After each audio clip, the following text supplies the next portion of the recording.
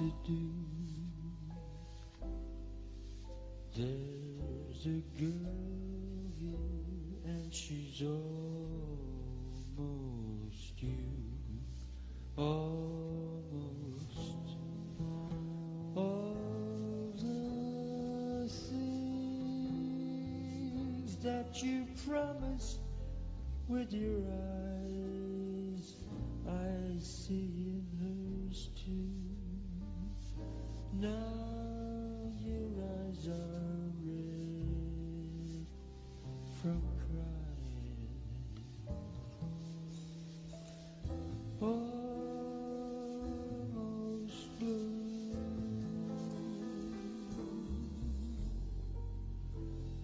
Flirting with this disaster became me.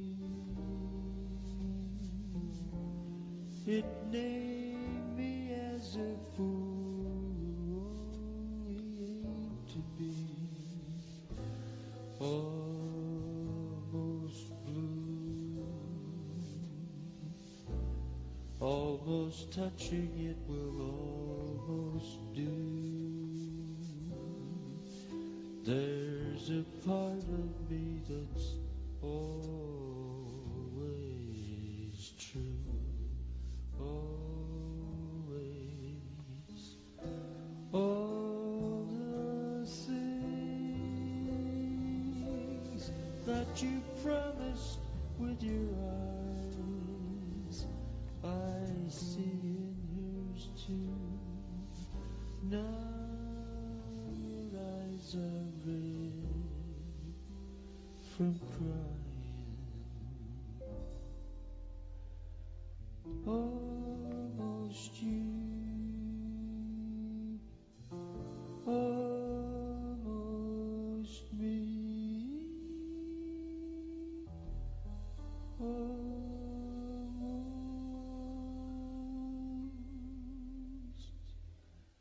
blue.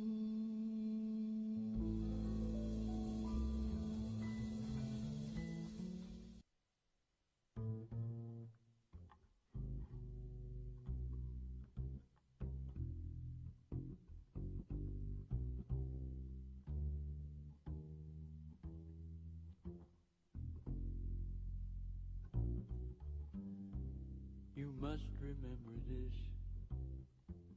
A kiss is still a kiss. A sigh is just a sigh. The fundamental things apply as time goes by.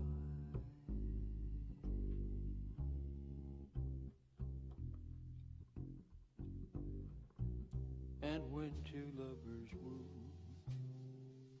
they still say I love you. On that you can rely.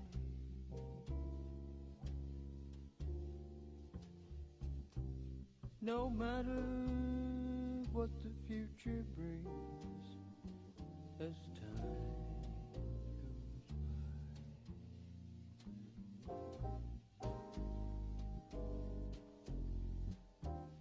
Moonlight and love songs, never out of date.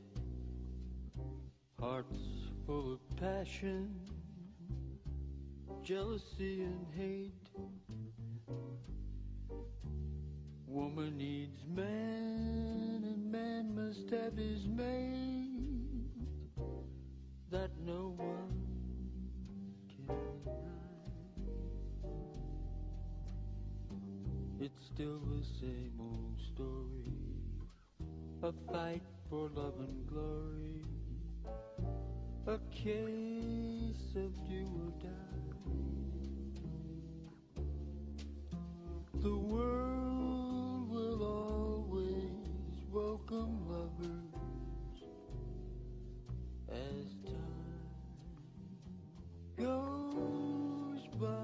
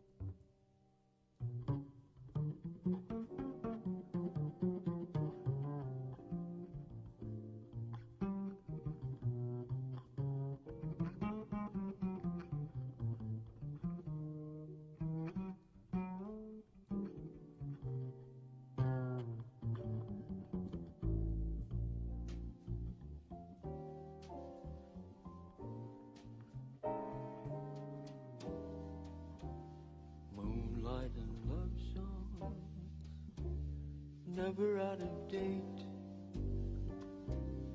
Hearts full of passion, jealousy and hate. Woman needs man, and man must have his mate. This no one can deny. It's still the same old story, a fight for love and glory, a case of do or die. The world will always welcome lovers as time goes by.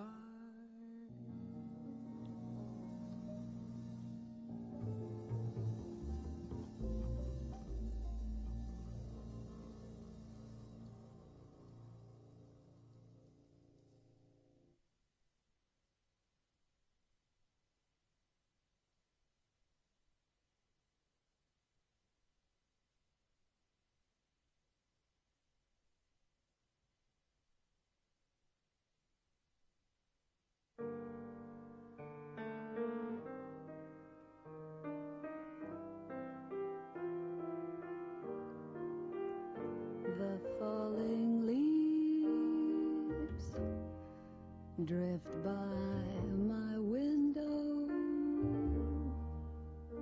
Deep autumn leaves of red and gold. I see your lips, the summer kisses.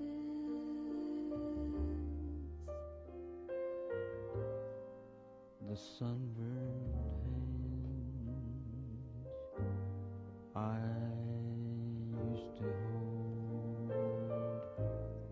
Since you went away, the days grow long. Soon I'll hear old song, But I'll miss you most of all, my darling. when autumn leaves start to fall.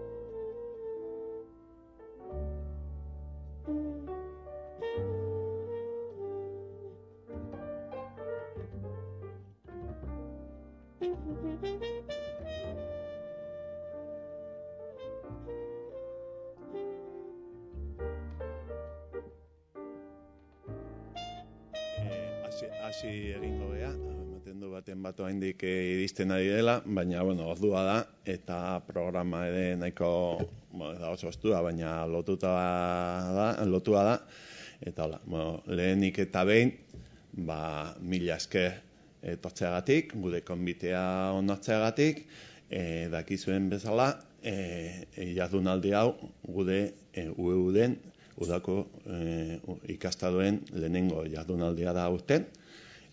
Aurtengo gure leloa elkarrekin da, eta jardunaldi hau adibidez inobea da, hori islatzeko. Hainbat adituta unibertsitate eta ikasketa zentro eta elkarrekin, ingurune digitalaren inguruan egiten diren ikerketak eta Euskal Herriak beharko lituzken proiektuak eta asmoak plazaratzeko gaia hartu dugu jardunaldiaren ardatz.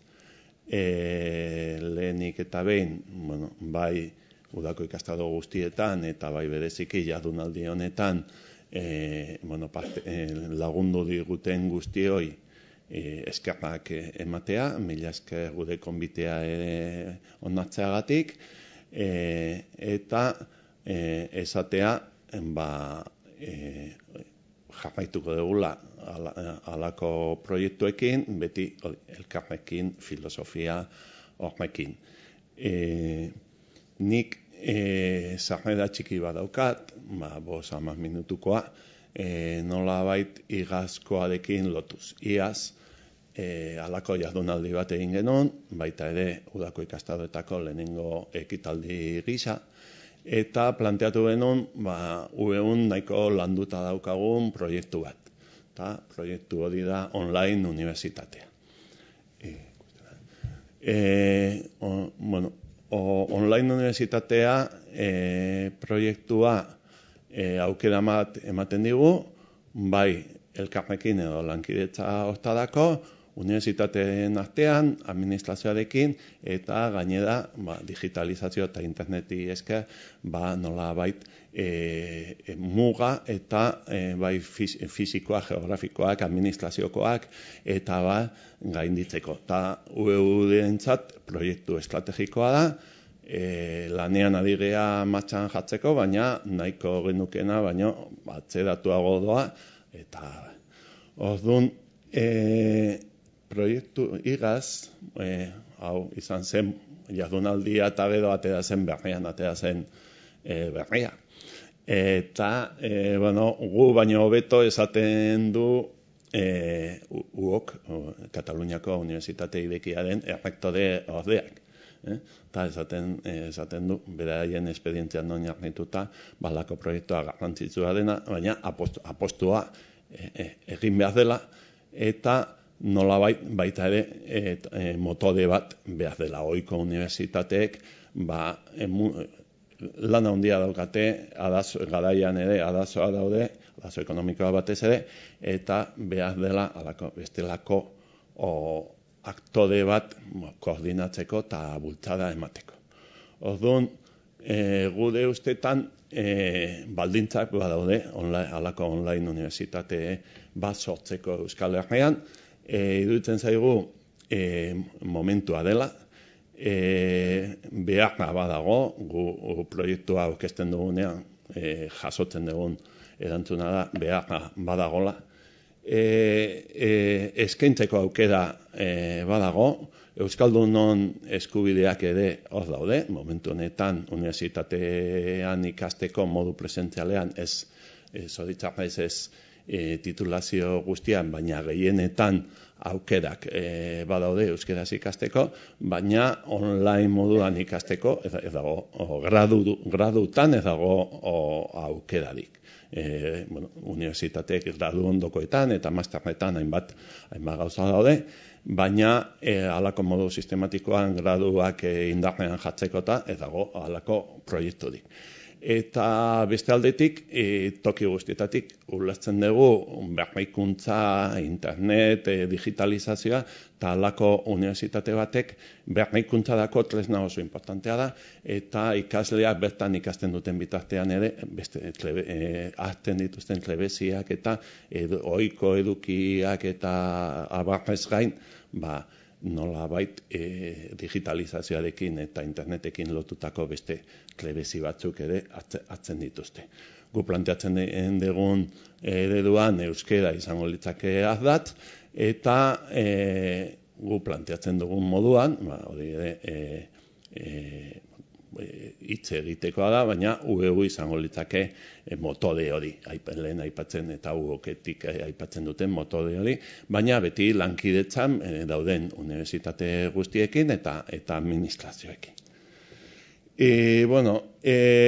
Seguruena zure guztiok ezagutzen duzue, datu berri jartzen ditu, ez dira berriak, baina jende askok ez ditu ezagutzen, ni batzutan suposatzen dut ezaguna direla, baina batzuk ez dituzte ezagutzen. Adibide gisa, espainierazko Wikipediatik hartuta dago lehenengo taula zenbat unibertsitate sortu dira Estatu Espainiarrean azken urtetan. Ikusiko duzuenez, bat izan ezik pribatua dira denak, egoera ekonomikoa seguruena zer esan handia dauka hortan, baina baita ere administrazioen joera, baina ikusiko duzue, azken 10 urtetan sortu diren 4 online direla. Eta gude artean, nik uste zoritzarrez, gero eta ezagunagoa dira, Riojako Unibertsitatea eta Valentziako Unibertsitatea, adibidelako bezeroa bilatzen, online moduan, eta euskerazko eskaintza ez dago neurrian, euskaldunak ere beste hizkuntza batzuk badakizkigu, eta eskaintza batzuk onartzen ditugu, eta adibidea hemen ere zabaltzen. Eta gero, proiektu aurkezten dugunean ere, badago gradu ondoko eztabaida bat, eta, gradu ondokoak eta masterrak importantea dira, baina begiratzen badugu halako unibertsitatetan matrikula zenbatekoa dan, gradua dira nagusi eta behar handia dago bestetan ere, baina gradutan. Eta gradu masa kritiko aldetik, oso handiak ez garen komunitateetan, graduek lotzen dute masa nolabait kontzentratzea. Masterrak eta gradu ondokoak beti nolabait ikaslegoaren aldetik neurri txikiagoekin lan egiten baita. Eta hirugarren taula da askotan ere ohiko unibertsitate edo presentzialekin dugun beste eztabaida bat, eta da kompetentziarena, eta unibertsitate horien ikasle gehienak ez dira ohiko ikasleak, gehienak, 25 urtetik gorako ikaslea dira, eta egia da ikasle gazteak 25 urte artekoak igotzen ari dela, batez ere arrazoi sozioekonomikoengatik ezin direlako kampus batera joan egun osoa, baina 150 baino gehiago 25 urtetik gorako ikaslea dira, eta orduan guretzat oso importantea da fokua ere hortan jartzea, ez nahazteko bestela beste kompetentzia moduan edo uler daitezken beste gauza batzuk. Esan bezala, espero baino motelago goaz, baina adigea urratsak ematen, eta UEUn bertan beste unibertsitate batzuk ere, beste urrats batzuk ematen dituzte, baina UEUn EHUdekin lankidetzan, badigea berezko titulu batzuk, gradu ondokoa deitzen direnak, neurri batean edo bestean online, bi dira jaia guztia online, baina ezagutzeko aukera eskaintzen da ere, eta beste bat erdia eta erdia, eta baita ere adigea prestatzen, master bat irakasle izateko master hori, zoritxarrez gude ikasle asko kanpoan egin behar dutenak, online egin nahi dutelako, eta hemen aukerarik ez dutelako, adigea prestatzen, baina, esan bezala, espero, baino mantxoago. Eta hori igazkoarekin lotuz, igaz egon zinetenak, gutxi gara zenekiten, eta aurten lehenengo jardunaldia planteatu genuenean, gure galdera izan zen. Bueno, eta lankidetza hori unibertsitateen artean internet digitalizazioa irakaskuntzari begira badugu proiektu bat, ikerkuntzari begira proiektu hori daukagu,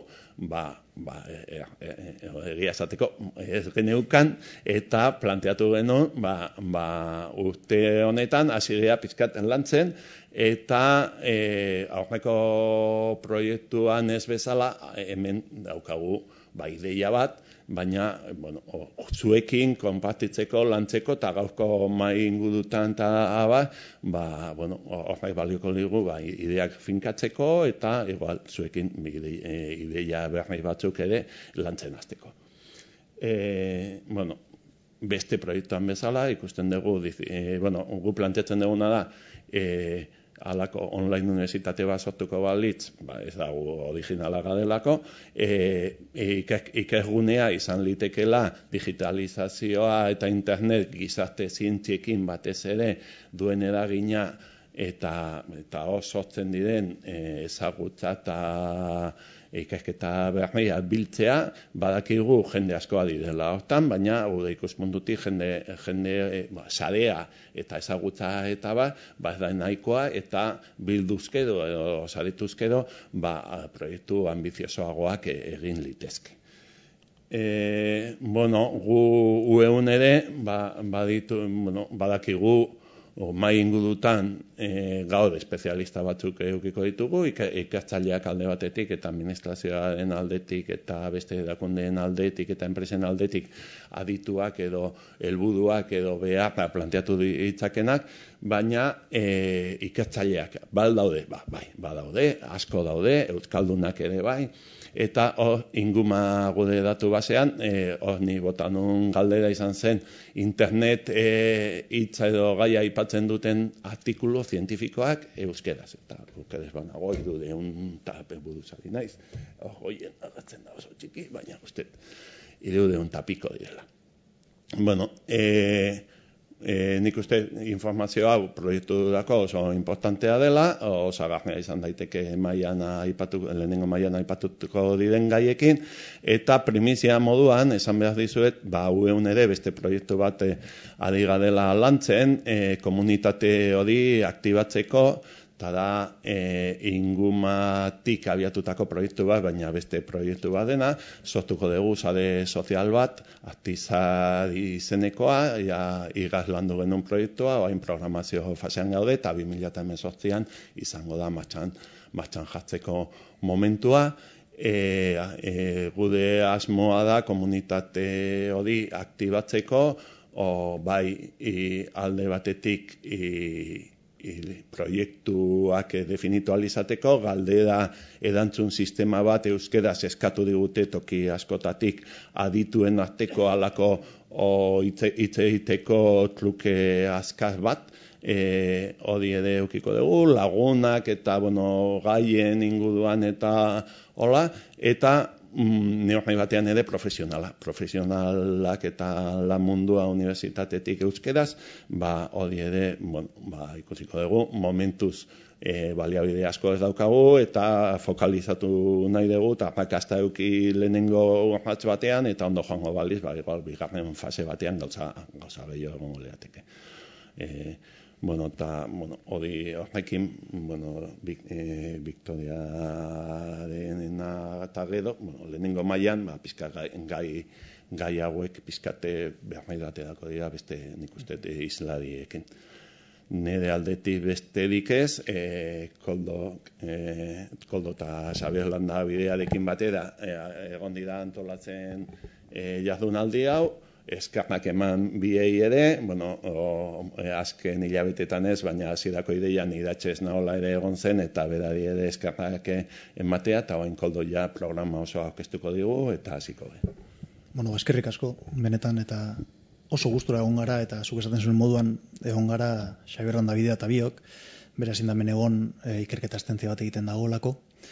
Baina oso gustura egon gara hasieratik eskaria jaso genuenetik alako jardunaldi bat prestatzeko plazer bat izan delako zue guztiokin lan egitea. Gainera, hiru bote diferente ikusten genituen hemen, lehenik eta behin ikusten genuen garrantzitsua kanpoko esperientzia bat ekartzea, bigarrenik beste mahai bat antolatzea ikerketa munduan, unibertsitate munduan, da bien jendearekin, eta azkenik beste mahai bat antolatzea administrazio eta elkarte diferenteekin. Horrela, gai honen inguruan hainbat hurbilpen diferente izango genituen. Eskerrak eman nola ez parte hartuko duten, maietan parte hartuko duten kide guztiei, agendak oso estu ditu egun hauetan eta hau da dator eta dana itxi behar da eta ona etortzeko lana eta esfortu hartu duzu, beraz eskerrik asko ere hurbildu zareten guztioi, eta eskerrik asko bereziki Victoria Nashi, bera momentu honetan baita ere badago udako kurtso bat antolatzen, han Oxforden eta ezin izan da gurekin hemen egon, baina Skype bidez gurekin egongo da. Bere hitzarterako anatzean badaude petaka batzuk itzulpena jasotzeko, beraz nahi duenak aukera dauka altxatzeko eta petaka horiek hartzeko. Eta era berean esan egin dit nahiko askar hitz egiten duela, beraz itzultzaileak enzonolako arazori baldin badauka, lasai asko mozteko.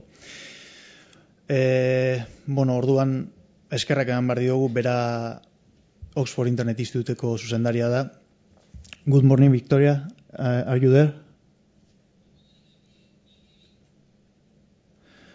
So, thank you very much, Victoria, for being here today with us. Although, because of the summer doctoral program that you are carrying out there in Oxford, you cannot be physically with us, it is a real pleasure and a unique opportunity for us to have you via Skype and know what is going on in such a referential institute. So just a brief introduction. We will wait 2 minutes because they are going for the translator.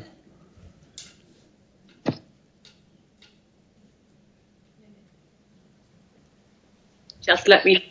Just 2 minutes, please. Berbaldin baduzue petakak orratzean daude itzulpenerako. Aurkeztu egingo dut bien bitartean Victoria Nash. Victoria Nash is the Deputy Director and Policy Research Fellow at the Oxford Internet Institute. She is also the CARS Director of the Summer Doctoral Program, and her areas of interest are democracy, ethics, and public policy. And we met back there in 2012 when I could be part of your doctoral program, and I sincerely can say this, that I've been dreaming with these days and with this institute, and I've been dreaming with the opportunity to bring this institute to a Basque country also. So after this brief introduction, when we are everybody prepared, yours is the word, Victoria. So please tell us what is going on there and shed some light on these internet researchers. And again, thank you very much for being here today with us. Thank you. Koldo, thank you so much for inviting me to speak to you all today. It is a very, very great pleasure to speak to such an array of distinguished politicians, university vice-chancellors, and academic members of the Basque Summer University. And I am so sorry I can't be with you in person. I would have greatly liked to meet you all. I am not used to speaking with instantaneous translation, so I am going to try and speak quite slowly. Please tell me, though, if I go too fast and if you therefore can't understand me. And would it be useful for me to put some headphones on? Hold on a second. Okay.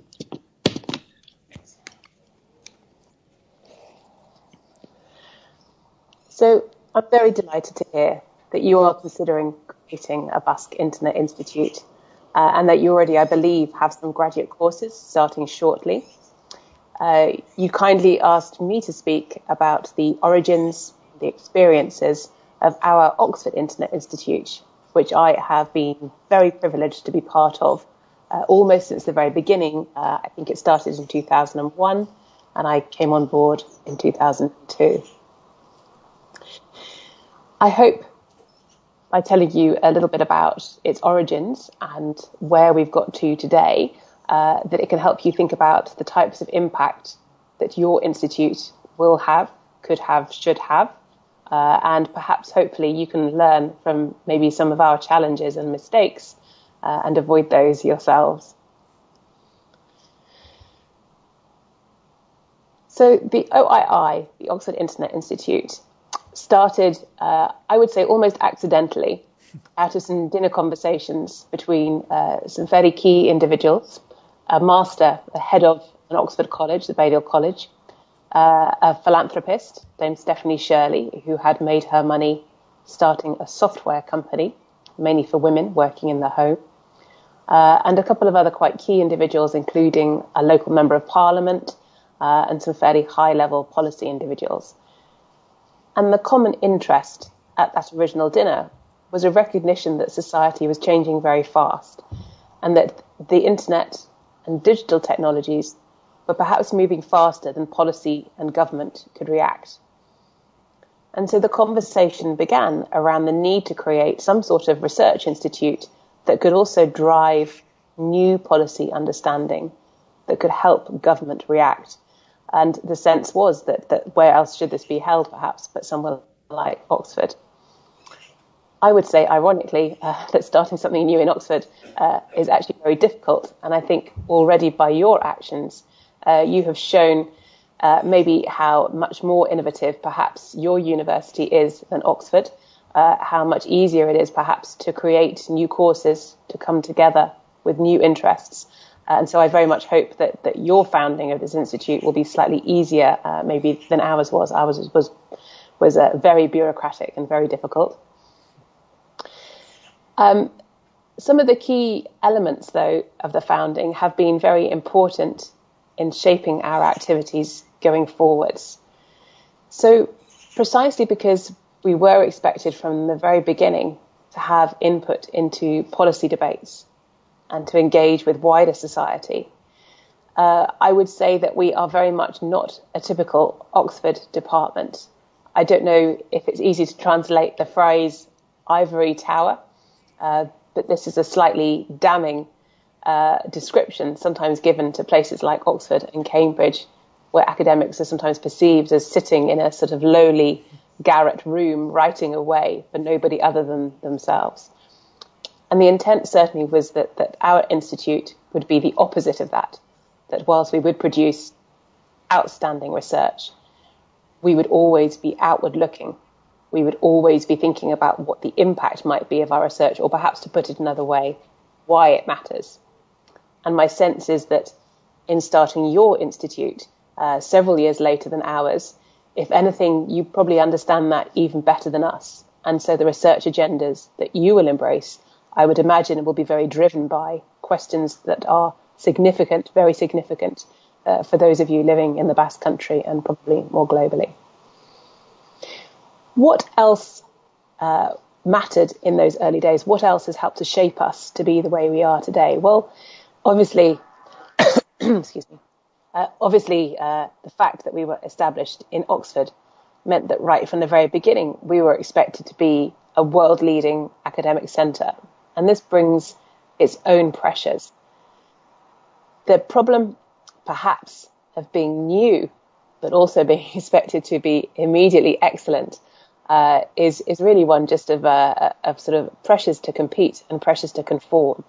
And so certainly from the very beginning, and it may be that you are already thinking about how to deal with this challenge, we were expected to have almost instantaneously excellent academics, excellent research programs, and ways, if you like, of driving this new field of internet studies. So how did we deal with that pressure? Again, I suspect you're already thinking about where you will start and what you will deliver first. In our case, the decision was taken to bring in what were called visiting fellows, so academics from other universities already working in the field, to come and work with us in Oxford for maybe 6 months at a time, who were therefore already engaged in research, who didn't have to apply for grants that might take 2 years to deliver. And so one of the key elements, I think, of our initial success was bringing in colleagues from other universities around the world to help shape our own research agenda, but also, importantly, to undertake and deliver research very quickly. A second challenge that perhaps we faced pretty early on, which I would imagine will be exactly the same for you, is the question of what to focus on. Because we were focused on, if you like, a topic, a subject, just the internet or life online, that is somehow much broader than having a single disciplinary approach, politics or mathematics or sociology, which have quite well-defined fields laid out for them. So we had to decide which research we would do, where we wanted to invest our energy, and where we didn't. And so again, in that first year, we held a very substantial launch conference where we sought to bring together academics from around the world, policymakers, industry thought leaders, members of NGOs, and individuals with consumer interests in the internet. And at that conference, we set out numerous options for the types of focus we might have, and it certainly helped to identify key themes, if you like, that shaped our work. I think in the early days, we maybe had 3 or 4 different themes that we worked on, and others that we were quite clear we didn't cover. Now we would have 8 themes, for example. But again, we have to be very clear that we can't do everything. So, for example, at the OII, we currently don't do a great deal on e-health. We also don't do a great deal on business and marketing and the use of things like online advertising. We've recognized that those are beyond our scope. So the same will apply to you, deciding what you can study, what you should study, and telling people what that is will be something you're expected to do pretty early on. The other issue for us, and I suspect here you're ahead of our game, was teaching. Now, I gather from Coldo that you are already developing, I think, is it 2 graduate courses? And if so, I really congratulate you on that for being so quick. In our case, and this is perhaps one of the problems of being in a big and very traditional university, setting up new courses and particularly new degree programs was very, very challenging. And we knew this would take us several years. And so again, we had to think what we could do as a quick win, something where we could demonstrate impact in the first couple of years, not 5 years. And it was for that reason that we established the program that Coldo experienced. It was called the Summer Doctoral Program. It's not a great name, but it was simply a way initially of bringing excellent research students, doctoral students, that's PhD students, from other universities around the world with a focus on the internet to study with us at the Oxford Internet Institute for maybe 2 weeks each summer. And it was wonderful because it did 2 things for us. On the one hand, it convinced us that we did want to invest our energy in developing degree programs, that we did want to teach, that we felt that we could develop field-leading courses. On the second, it also, though, if you like, it showed us what the competition was out there. It taught us a lot about the types of course that interested students were already taking, and it helped us learn how we wanted to differentiate ourselves. My personal sense is that there is still scope for more of these sorts of short-term courses, and again, it might be an area that the Basque Internet Institute could get into, thinking about, possibly, week-long courses on special issues or methodological courses or research training. My sense is that the number of students now studying internet-related research at a graduate level keeps rising, and so there is ever more demand for this sort of program. So that maybe gives you a sense of how we started and some of the quick wins, if you like, that we felt we could undertake in order to demonstrate our impact successfully right from the very start. But now that we've been around for maybe 16 years, that is a long time, 16 years, perhaps it's also useful for me just to reflect a little on how we've grown, what our most significant impact and successes have been, and perhaps where we would like to go next. So in the early days, it was me and our director, William Dutton, and a few visiting fellows and maybe one administrator. Now we have, I think, 45 academics. We have more than 50 students at any one time. We have 2, soon to be 3 different graduate degree programs, 3 buildings. So we're pretty big. We are also immensely successful now in raising research grants. And in fact, this also leads to a challenge for the future. We currently bring in, I think, something like £2 to £3 million worth of research grants each year, which is one of our primary sources of funding. Of course, a challenge for those of us living in Britain right now is that quite a lot of that money comes from EU Research Council grants. So I guess we have to find an alternative, thanks to our very helpful government on that one. We also now have broadened our research focus, and I think this is something that we have done in order to listen to the demands that we were facing from government and from industry and from the non-governmental sector. So another example of that would be we now have a much greater focus on issues like the digital economy and the transformations that is facing. We felt very much that if we were going to ignore issues of things like workers' rights in the platform economy, that would be a very big gap. So that's a new area. Similarly, we've done much more in the last couple of years on issues of the digital humanities. So we collaborate now with the departments of history and language and English and literature in the university. And we are interested in things like making museums visible online, helping them curate their objects, thinking about how language is changing in the era of online communication. Again, an area that might be of interest to you. So our research has not only grown in size and value, but I think we've adapted to introduce subjects which are of interest to maybe a much wider community. Another area of success, which we are, I think, rightly proud of, is perhaps it divides a room. It's either very interesting to some and very dull to others, but it's methodological innovation. So much as we are involved in studying the internet and understanding how people use it and how digital technologies affect their daily lives, we also use it increasingly to undertake our research. So our students and our faculty are expected to be able to have programming skills, to be able to scrape and collect their own data from online sources. That might be social media like Twitter, or it might be, say, open data sites like government petition sites.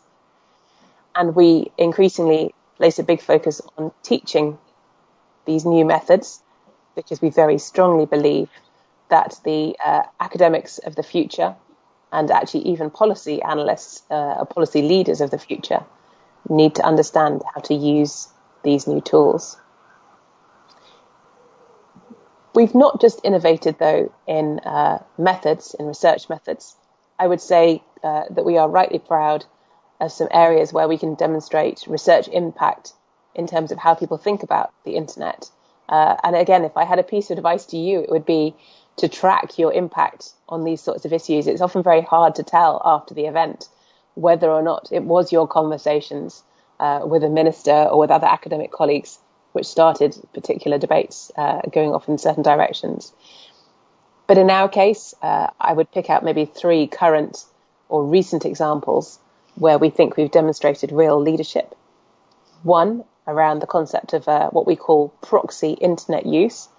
So in the early days, when we were still measuring who used the internet and who didn't, there was a group often of older users who did use the internet, but did so indirectly, perhaps by having their sons or their daughters write their email or do their online shopping for them. So this concept was one that made its way into government policy on inclusion early on.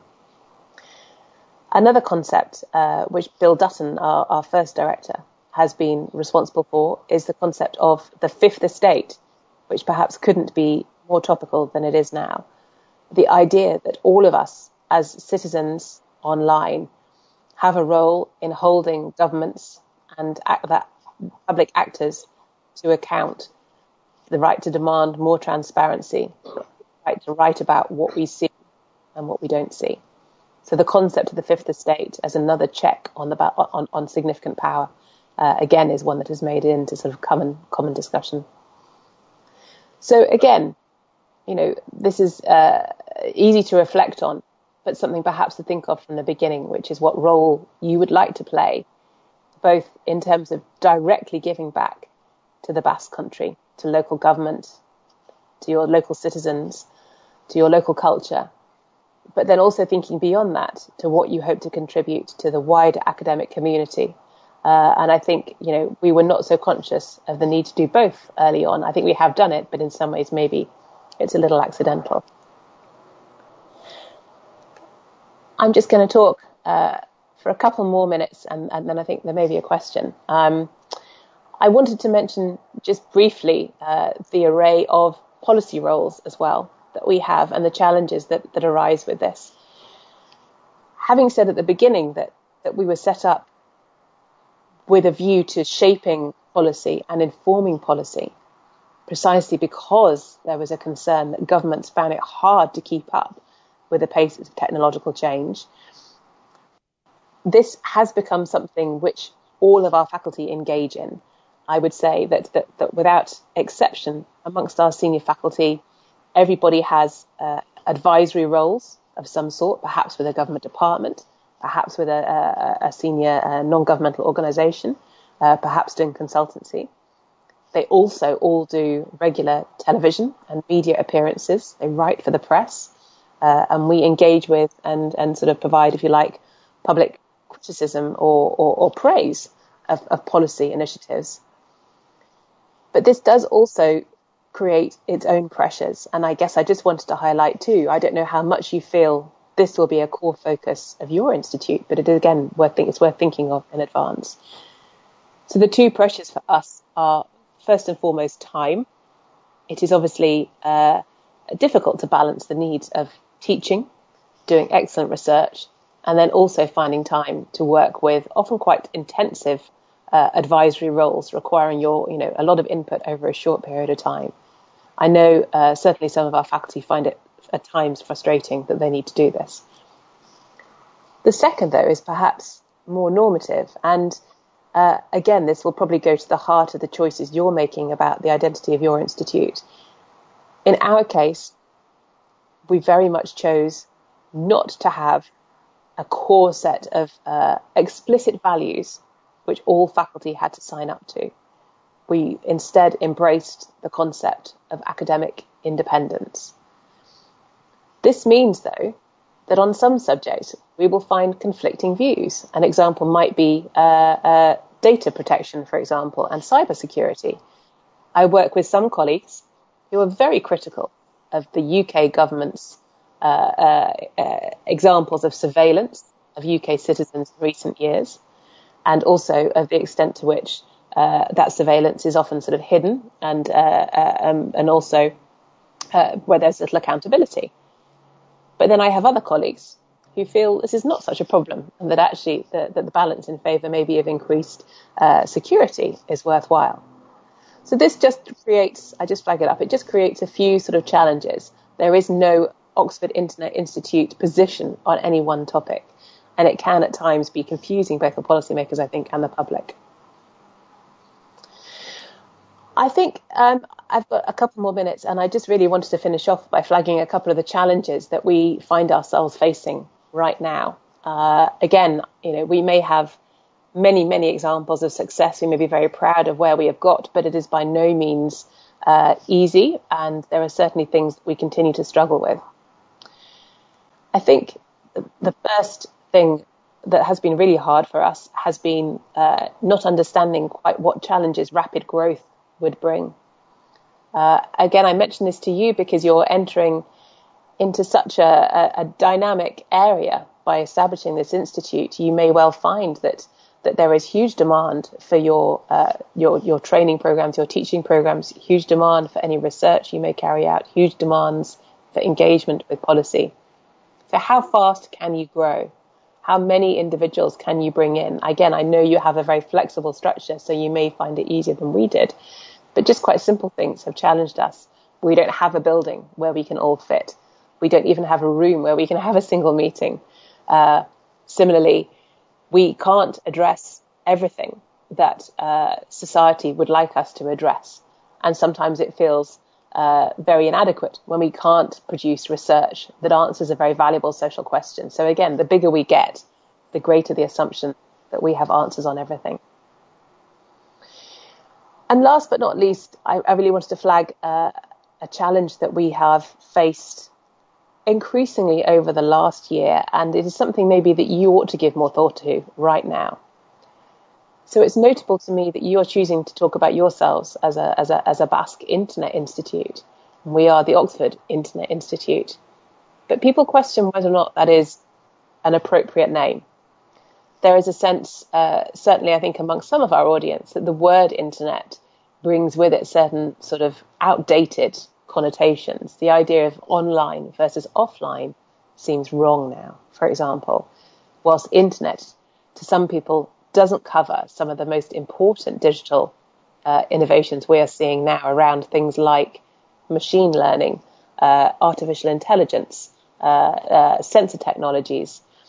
So I'm not counselling against calling yourselves the Basque Internet Institute, but perhaps think about whether or not it gives you the flexibility you will want to cover the issues that you think are important in 5 years' time, 10 years' time. We don't have an answer to this. I fear we can't change our name now, but it is something that we are considering. So I think with that, I hope that's given you a little insight into who we are, where we came from, what we think we have contributed both to academia and wider society, and how we reflect on the successes and challenges of the last sort of 15, 16 years. And I think if I'm not too short on time, I will leave it there. Thank you very much.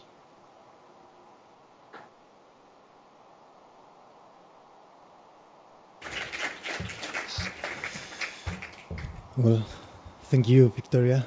Really, I think that all of us, we've got a lot of questions, but we are out of time. So maybe just only one question. I was wondering, what opportunities do you think that Basque Internet Institute could open for Basque Academy and public and private sectors, and also for Basque society? That is a very good question, and I think it has so much to offer. One thing that's become increasingly obvious as our field of study is developed is the importance of regional centres of expertise with a particular focus on the cultural and political context of people's digital experience. You can't generalise from our experience in the UK even to people's digital experience perhaps in Scotland or France. Similarly, I think it's very important to have a Basque institute precisely because of the particularities of your politics, the richness of your cultural and language heritage, which will not be studied by other mainstream institutions. So I think there is a great need for scholarship of this sort in your area, and I think you'll give a great deal back both to the academy, but also importantly to your government and your surrounding industry. Thank you very much, Victoria. I really do hope to see you soon here with us. And thank you very much. See you. My pleasure. See you soon. Thank you so much. Have a great day, everybody. Bye-bye. Thank you.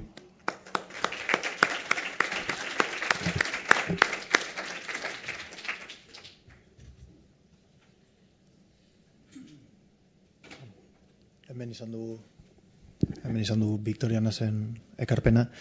Orain jarraian, lehenengo mailingurua daukagu, eta horretarako Puntueuseko kideen Lorea Arakistainek gidatuko du mailingurua, eta beraz, zuena da maila eta hitza.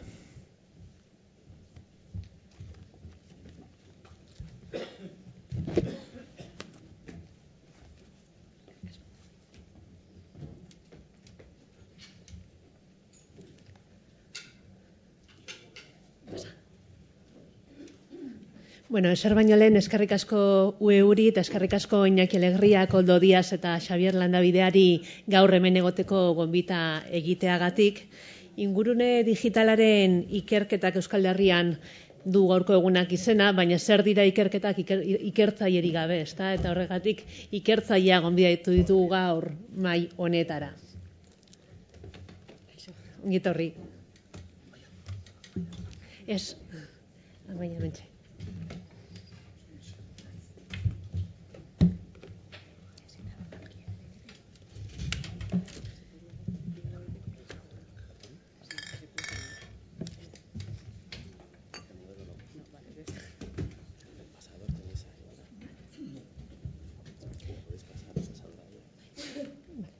Mahai inguru honen helburua da ezagutzea Euskal Herrian ingurune digitalaren inguruan egiten diren ikerketak, unibertsitate ezberdinetan egiten diren ikerketak ezagutzea. Ikertzaile guztiak ezin genituen gonbidatu, baina batzuk gonbidatu ditugu unibertsitate ezberdinetatik eta aurkeztuko dizkizuet Ramon Salaberria, Center for Internet Studies and Digital Life Institututik eta Nafarroako Unibertsitatetik, kazetaritza irakaslea da bera eta ikertzailea Nafarroako Unibertsitatean. Internet ikasketen eta bizitza digitalerako zentroaren zuzendaria da. Eskerrik asko minizatagatik, Ramon. Mariluz Buenaga, Inspira Estim eta Deustuko Unibertsitatearen izenean, irakaslea eta ikertzailea da bera, Deustotek Learning Internet Deustotek Learning ikerketa unitateko arduraduna da eta bere ikerketa lerro nagusia teknologiaren erabilera hezkuntzan da. Nere eskerrean, Amaia Pabon, Mondragon Unibertsitatetik, ikertzailea ikusentzunezko komunikazioari lotua eta gazteen kontsumoan jarria du ikerketarako jomuga. Aldamenean, Jean-Michel Larrasket, Estia eta euren izenean, Estiako aholkulari zientifikoa da bera, berrikuntza eta erakundeen aldaketan aditua, baita Eusko Ikaskuntzako lehendakari ordea ere.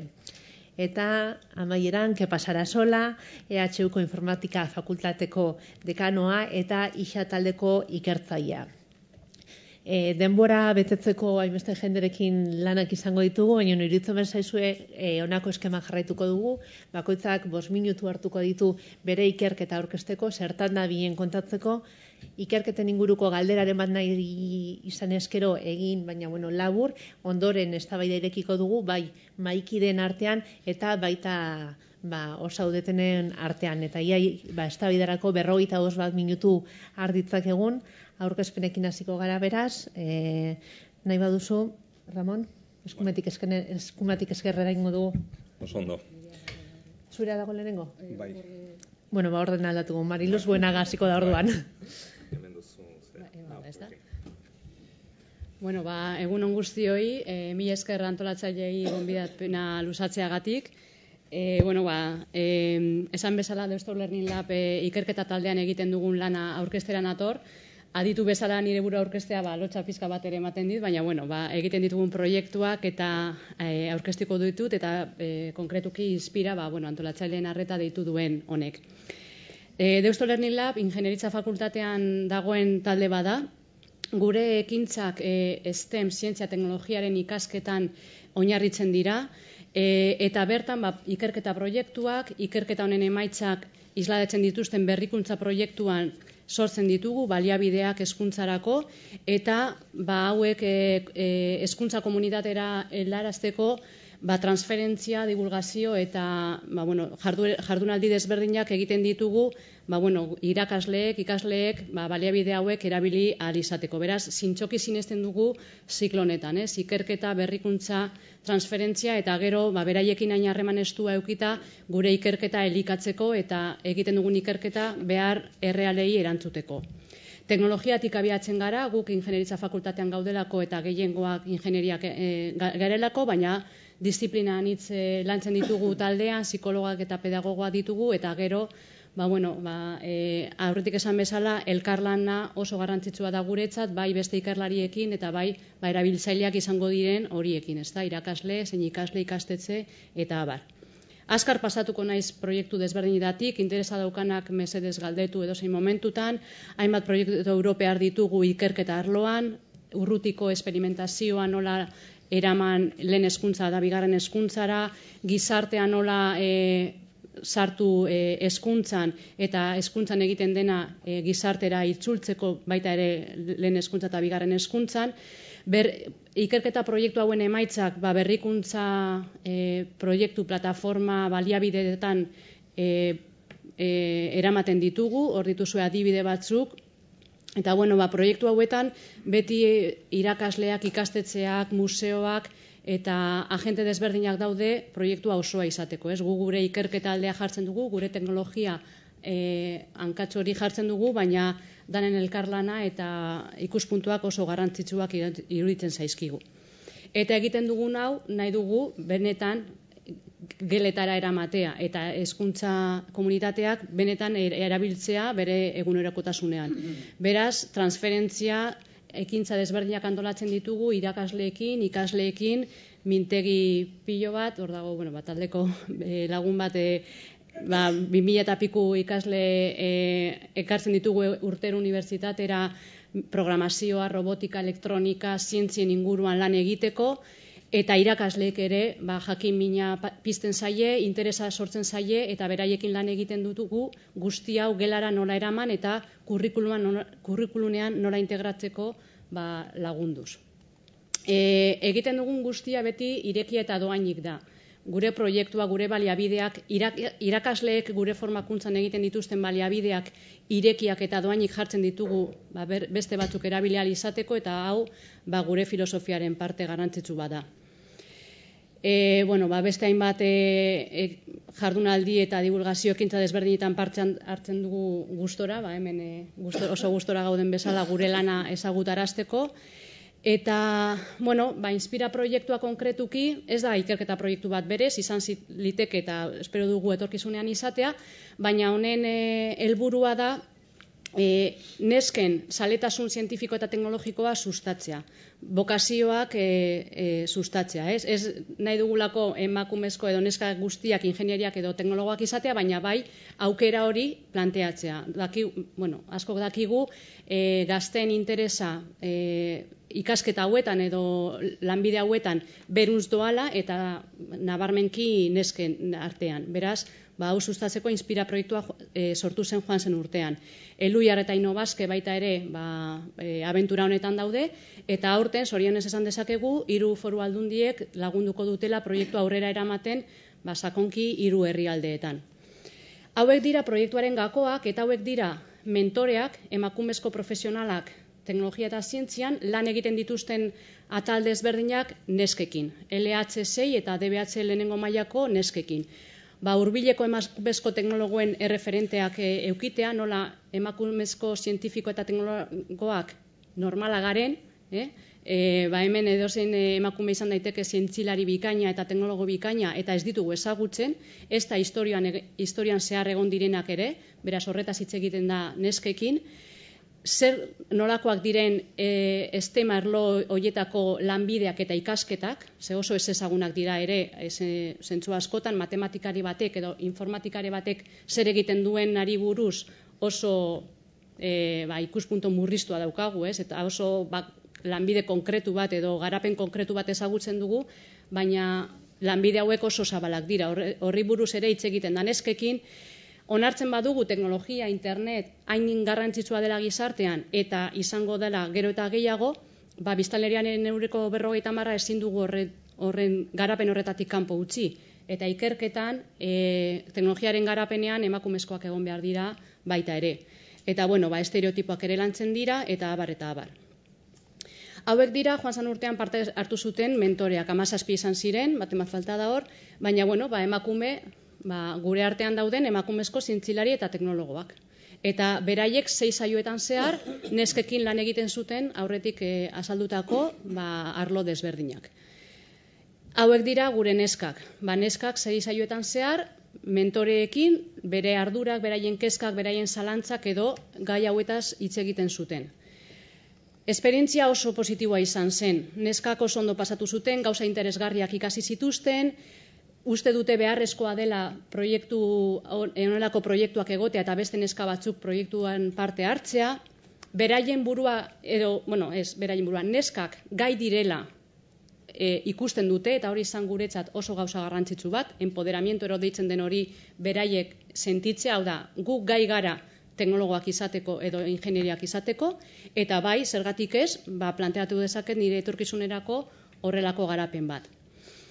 Baina niri gehien gustatzen zaidana datuetaz gain, hau da, eta da beraien iritzia proiektuari buruz. Eta hor ikusten da, beraiek eman ziguten iritzia, eta horrek bultzatu gaitu nahita nahi ez aurrera jarraitzea eta aurten ere errepikatzea askoz ere indar gehiagorekin. Hor ikusten duzu beraien iritziak, eta ze laburpen hobea, ezta? Hau da, nire partetik, laburpena. Eskerrik asko, Mariluz. Egitarauko ordena jarraituko du, pentsatzen dut aurkezpenetan ere orden bardina egongo dalako, hortaz, Jean-Michel Arraskesti emango diogu hitza jarraian. Mil esker gomentatzeagatik, zuekin gogoeta honetan parte hartzeko. Nik ez dut prestatu slaidik. Prestatu dutana da aldiz apur bat iparraldean gaur egun egiten diren ikerketak.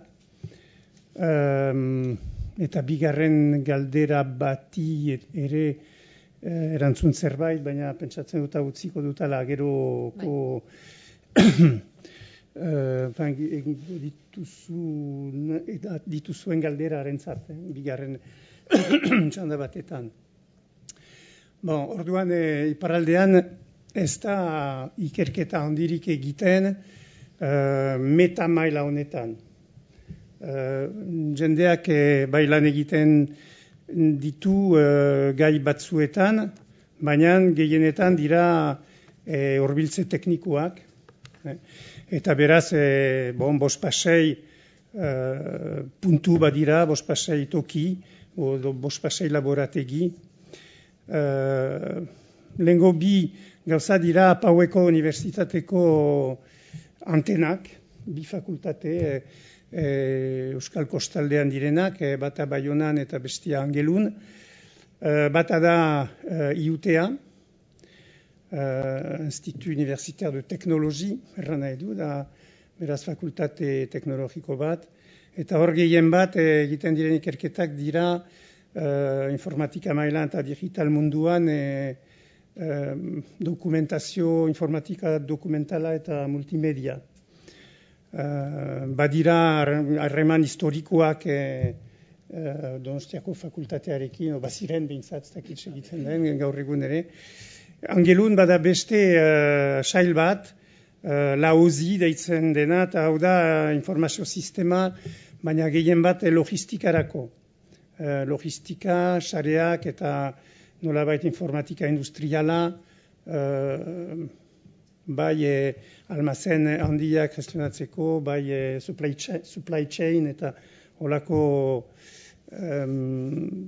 problemeri edo erantzuten entxeatzen direnak. Gero beste puntu importante bat, gehiena esango nukena da Estia. Estia da ingeniero eskola bat, orduan Frantziako sistema apur bat diferentea da, mengoarekiko. Bada unibertsitatetik kanpo, badira eskolak ere eta unibertsitate maila dutenak eta ematen dituzten tituluak ere baliokideak dira, unibertsitateko tituluekin. Hemen ere uste dut badirela olako business school batzu, ez da? Pentsatzen dut Barcelonan bada business school bat ESADE, deitzen dena, eta hau ez da unibertsitatean sartuta. Eta orduan, Frantzian parte hori guztiz garatua da, eta beraz Estia da unibertsitatetik kanpoko goi mailako eskola bat, eta han ere ikerketa egiten da. Erranen nuke 3 puntu dugun gaiari lotzeko 3 puntu nagusiak dira. Bata da informatikaren erabilera artearekiko eta gehien bat dantzarekin. Hau da errealitate virtuala eta errealitate handitua erabiltzen dena. Eta hori nahiko garatua dute eta partzuergo oso indartsua dute Miarritzeko baletekin, Malondin konpainiarekin, eta ekoizten dituzte elkarrekin emanaldi batzu, holan, nun baletean informatika sartzen den, eta hori, hor kompetentzia ederra bada, ustez. Gero, bada beste puntu bat, edo eta hau da gehiago industria 4.0 esango nuke, robotika, bai adimen artifiziala, bai informatika industriala, eta nola diren ekipa nahiko txikiak, hor puntu honetan 10 bat ikerlari izango da, senior, eta gehi doktorandoak eta baina gai dira orduan transdisciplinaritate nahiko ondo eramaiteko. Hori importantea da, eta gero aipatuko dutan teknogune batzu badira, eta estian egiten duguna da ikerketa aplikatua beti, printzipioz. Eta beraz, ikerketa horiek, eta alde batetik emaiten dituzten emaitza batzu aplikazioetarako, baina baita ere elikatzen dira aplikazioetatik. Eta hor dago bukle nahiko bertuosua, ertanen nuke, bertutedun bukle bat oso interesgarria. Igual modelo zerbait bezala beste unibertsitate bat urrengo orako edo gero orako unibertsitate bat asmatzeko printzipio interesgarri bat dela ustez. Gero dago nire laborategia, ni zaharra naiz, jubilatuta naiz, aspaldi, emeritua segitzen dut, emeritua bezala. Baina beti ari naiz hirugarren laborategi horiekin kolaboratzen. Eta hau da gehien bat berrikuntza, aldaketa soziala eta aldaketa enpresariala, lurralde garapena ere, hortaz aritzen gira, informazio sistemak badute hor ere importantzia handia, beraz numerikoaren papera ere zer izaten alden eta zer izaten edo pegak ere zer diren, eta entziatzen gira ikuspegi kritiko batekin hurbilketa hori egitea, beti ere erabiltzailean gandik edo erabileretatik abiatuz. Hor ere enpresa barneko ergonomia problemak begiratuak dira, eta baita ere orain azken 5-6 urte horietan garatu da asko diseinu lerro bat, eta batez ere user-led design, erabiltzaileak erabileretatik asmatutako diseinua. Gero estiak baditu 3 teknogune, bata teknikuena, hau Baionan dena, teknozite deitzen dena, hau da robotika eta konposituak eta hegazkingintzarekin gehien bat ari da. Beste teknogune bat da Izarbelen bertan, bidarten, hau gehiago dira hor teknologia web ilotutako teknologiak eta web ilotutako proiektuak. Badira teknogune bakotxian bada inkubadore bat eta mintegi bat. Eta beraz, enpresa sortze prozesu importanteak badira hor. Eta hirugarrena lotuta dago lerra kiroleri, eta deitzen da hau olatu leku. Angelun da zeretatik urbil, itxasuari urbil. Hori da estiakua gutxi gora bera. Eta gero badira 2 proiektu momentuan martxan ez direnak, baina bat da Ziburun, presizoago Sokoan, Sokoako gazteluan, egingo dutela ikerketa zentro bat itsasoari lotutako itsasoa eta numerikoa, ez? Orain, momentoz nik ez dakit izanen den gehiago lerra kiroleri lotuta, turismoari lotuta, arrantzari lotuta, edo energiari lotuta, edo ez dakit. Ez dakigu, sobera. Baina ja pasatu da prentsan hori. Eta gero beste gauza bat interesgarria iruditzen zaidana ere da sortzen ari dira, eta batez ere bat sortzen ari da Siberuan, frantsesez deitzen diren le tiers-lieux, hirugarren tokiak edo. Hirugarren toki bat da etxea ez dena eta enpresa ez dena.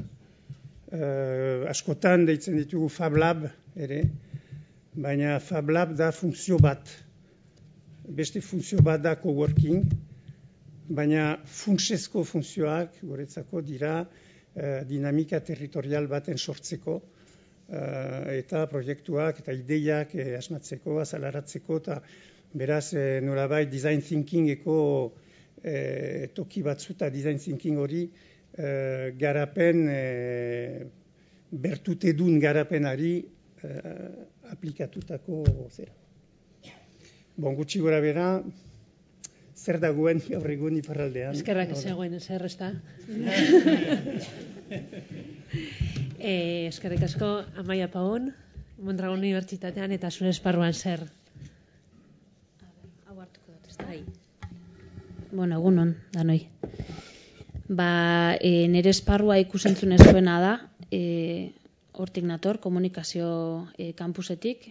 Gure fakultatea hezkuntza eta komunikazio fakultatea da. Beraz ez dut ikusentzunezko ez bakarrik hitz egingo, baina labur zein da nire abia puntua, gero azalduko dut fakultatean dauden beste ikerketa batzuk ingurune digitalarekin lotuta, eta amaitzeko uste dut interesgunea izan da, eta pentsatzen dut horregatik koldo gonbidatu ninduela, eskuartean daukagun beste proiektu baten inguruan hitz egitera, etorri naz. Orduan, laburre abia puntua loreak aipatu duen moduan, audientzia ikerketetan dago, Hego Euskal Herrian itzalaldi analogikoa gertatu eta urte gutxira ikertu nahi izan dituen gaztetxoen ikusentzunezko kontsumo ohiturak, interneten, ikusentzunezkoen zabalkundearekin, partekatzeko eredu berriekin.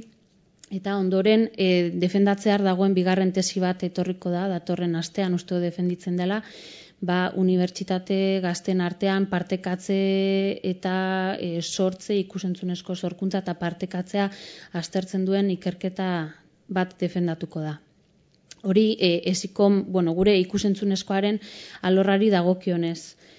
Badaude abian beste bi ikerketa, UESin, eta nire lankideak ona etorri diez, izango litzateke hezkuntza mediatikoaren inguruan, aipatu dute hezkuntza eta komunikazio fakultate garela, eta urteak daramatzagu,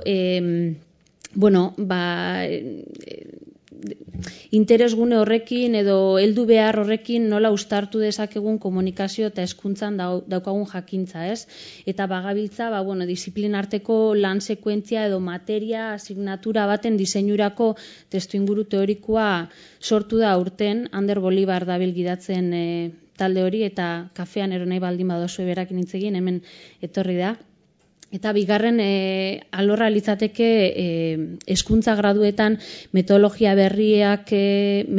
berriarekin klaseak ematen hasiko dira datorren urtean, komunikazioan badaramatzagu 3 urte ikasgaiak ez ditugu, lan sekuentziak ditugu, eta metodologia berri horretan aztertu nahi zen, ingurune digitalak edo kompetentzia digitalen marko europear hori nola txertatu daitekeen graduan urterik urte, ez? Eta badago beste taldetxo bat hortan lanean, Itziar Garzia lankidea ere etorri da, bere tesia ere hortaz doa, orduan berarekin hitz egin nahi badozue kafean bertan daukagu. Eta aipatu dizuedan beste eskuartean daukagun proiektua, ni hemen proiektu honetan nago aurten, izango litzateke, Gipuzkoako Foru Aldunditik sustatzen den proiektu bat, zehazki hizkuntza berdintasun saietik, orduan euskara da hemen ardatz, naiz eta tituluan ez da agertzen, baina euskaratik sustatzen den proiektu bada, eta Goiena Komunikazio Taldea eta Mondragon Unibertsitateak sortzen dugu lantaldetxo bat, eta izango litzateke, ikus-entzunezko sorkuntza sustatzeko balizko faktoria baten diseinua lantzen ari gara.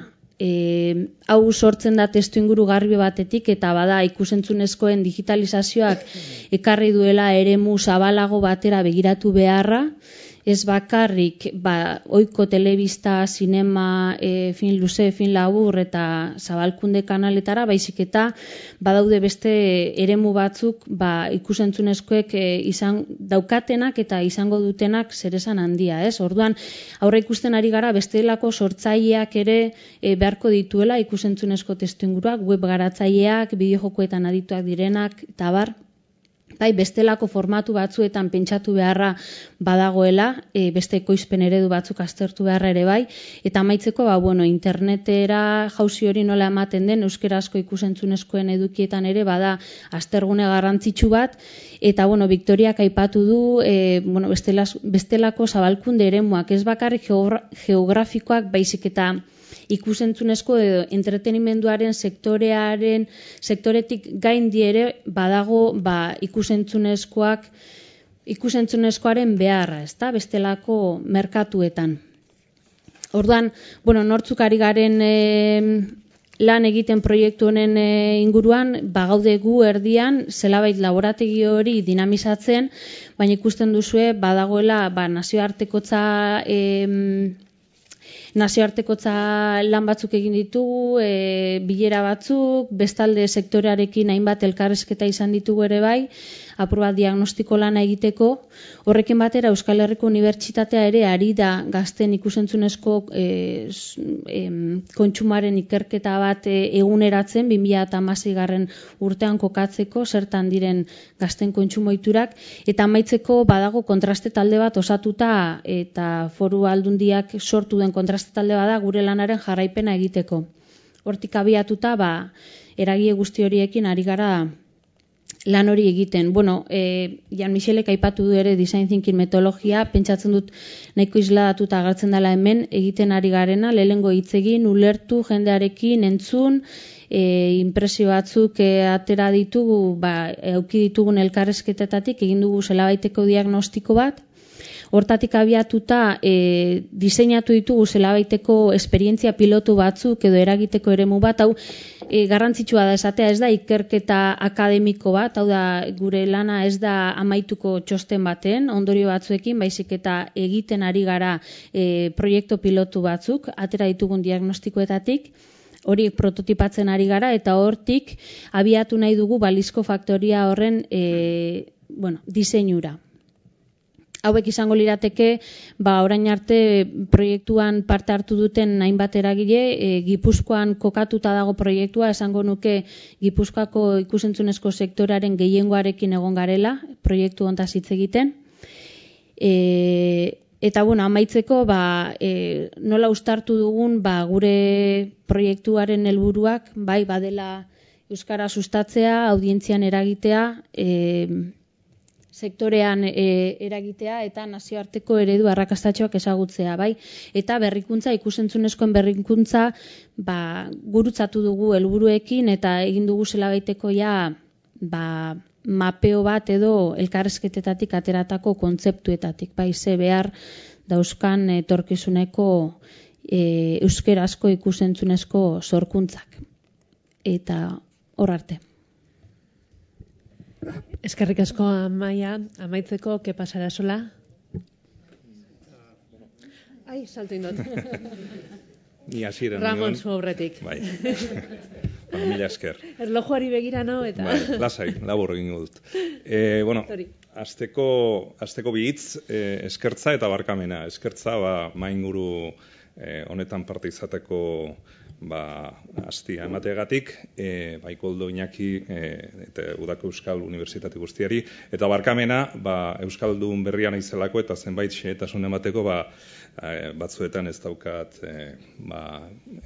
erosotasun nahikoa, ezta? Bueno, ni Ikerkuntza Instituto honen zuzendaria naiz, Nafarroako Unibertsitatean, komunikazio fakultatean. Egia esateko, hau 2014 urtean hasi bagenuen ere, bere etorkina edo origen, no da? Hasiera, bere hasiera 80ko hamarkadan izan zen multimedia komunikazio laborategi batetan. Aintzindari izan ginen, zenbait ikerkuntza egiten narratiba multimediai inguruan eta baita komunikabide digitalen inguruan ere. Eta, zenbait proiektu jorratu genituen, eta ikusi genuen hainbat ikerlari gure fakultatean komunikazio digitalearen inguruan ikertzen ari zirela, nolabait. Nire kasuan adibidez, kazetaritza munduan, baina bazeuden baita ere publizitatean, marketing, eta hainbat arlotan ere bai. Eta, hori aprobetxatuz, pentsatu genuen instituto bat eragitea 3 ildo nagusiekin. Lehenengoa izango litzateke ikerkuntza bai kualitatibo eta bai kuantitatiboa sustartzea, ezta? Zergatik esaten dut bai kualitatibo eta bai kuantitatibo, egia da gure artean generalean, orokorrean, ikerkuntza kualitatiboa, kuantitatiboa, baino askoz ere gehiago egiten dela. Garestia da, dakizuen bezala, ikerkuntza handia kuantitatiboak egitea, baina gure pentsamoldea zen, olako analisi kualitatiboak ondo egiteko, behar genuela ikerkuntza kualitatiboa oso sendoak ere bai. Bigarren ildoa izango litzateke gure ikerkuntza baliagarria izatea. Hau da, batzuetan, nola esaten da, la Torre de Marfil, ezta? Batzuetan esaten da, zenbait ikerlari bere gauzetan murgilduta dabiltzala, baina ez dutela, ez dira konprometitzen bere profesioarekin edo arloarekin, ezta? Eta guk egin nahi genuena, zan bi gauzak batera egitea, ezta? Alde batetik, gure kideei akademi munduan beraiekin lan egitea, baina era berean komunikazio industriarekin ere gure ikerkuntzak eta gure ideiak nolabait eragina izatea. Eta hirugarren ildoa izango litzateke ikerkuntza internazionala izatea. Ikusten duzue, ingelesez daukagula izena, eta gure ikerkuntza guztiak ingelesez agertzen dira, gehienak behintzat. Eta hori delako, ikerkuntza munduan, internazional munduan, erabiltzen den hizkuntza nagusia, ezta? Ez bakarrik hizkuntzari begira, baita esparruari begira, gure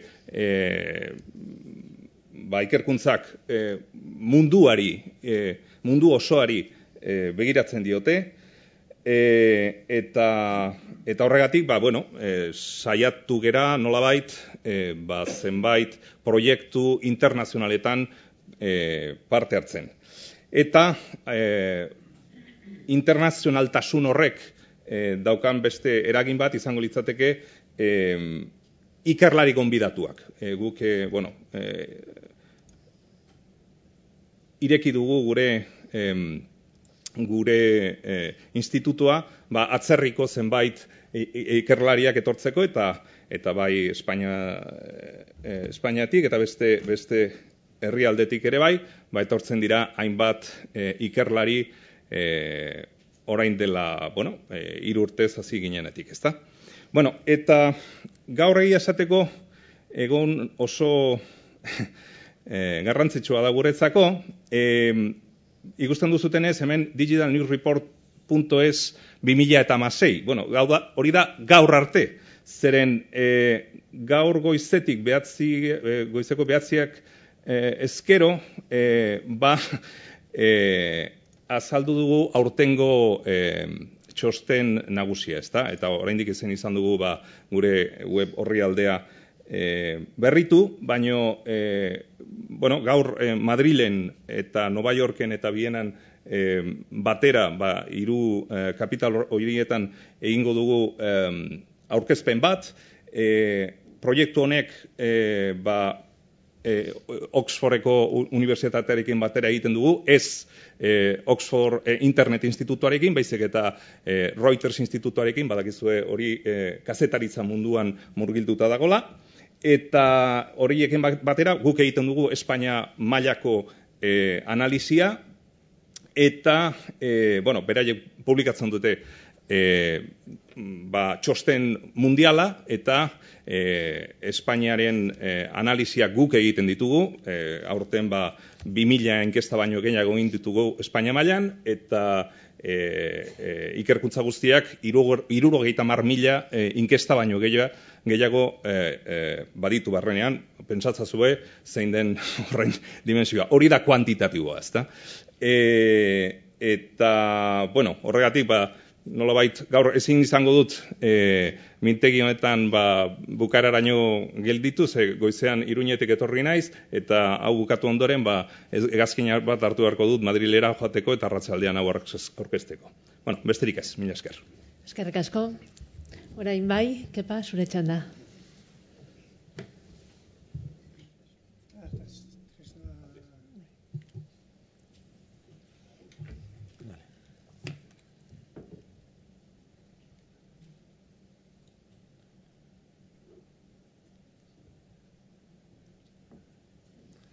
Hortxe. Ni nator ISA ikerketa taldearen izenean, eta EHU Euskal Herriko Unibertsitatearen izenean ere, noski, alde hortatik. ISA taldea da talde handi bat, eta lantzen dugu Euskararen alde konputazionala, non baitez. Badira 29 urte taldea sortu zala, 50 persona baino gehiago gara hor, 41 informatikari eta 16 linguista edo itzultzaile momentu honetan. Lantzen dugu euskara batez ere, baina tresnak egin ditugu beste 8-10 hizkuntzetarako ere. Eta oso importantea da lankidetzan ibiltzen garela, bai Elujarrekin, AOLAB, ikerketa talde aizketa lantzen duen talde orden, Teknalia, Bikontek, Ikalau, Langune, Euskal Herriko hizkuntze industrien klasterra, Udako Unibertsitatean nola ez, eta Iker Baionako taldearekin, eta UCEI, eta nazioarteko mailan hainbat produktutan Microsoft eta Googleekin eurekin ere bai. Produktu aldetik lantzen ditugu hiztegi elektronikoak, hainbat aplikazio, batzen ditugu internetetik korpusak eta baliabideak gero aztertu alizateko, eta importantea da komentatzea, ze tresnak, ze aplikazio eskaintzen ditugu, eta eztabaida honetan zeintzuk izan daitezke baliagarri interneten mugitzen dana pixkat analizatzeko edo zeintzu dira tresna interesanteak. Nik hemen aurkeztu beritu flash batzuk, guretzak zeintzuk izan daitezke ekarpen batzuk. Dana ezin da komentatu. Eta batetik guk egiten ditugu tresnak testuen azterketa linguistikoak egiteko. Esan bezala, gaur egunean badauzkagut ISA Pipes produktua lan egiten du 8 hizkuntzetan. Euskara tartean noski. Eta hori da ganatu da OpenR izeneko Europako proiektu batean, eta badago kate berezi bat euskararako berezia eta kalitatea handiko analizia egiten du, isakat esaten dugu. Zer egiten dugu hemen? Testuetan ondo identifikatu ze personak aipatzen diren. Zer? Izen propioak harrapatzea oso importantea jarraipena egiteko.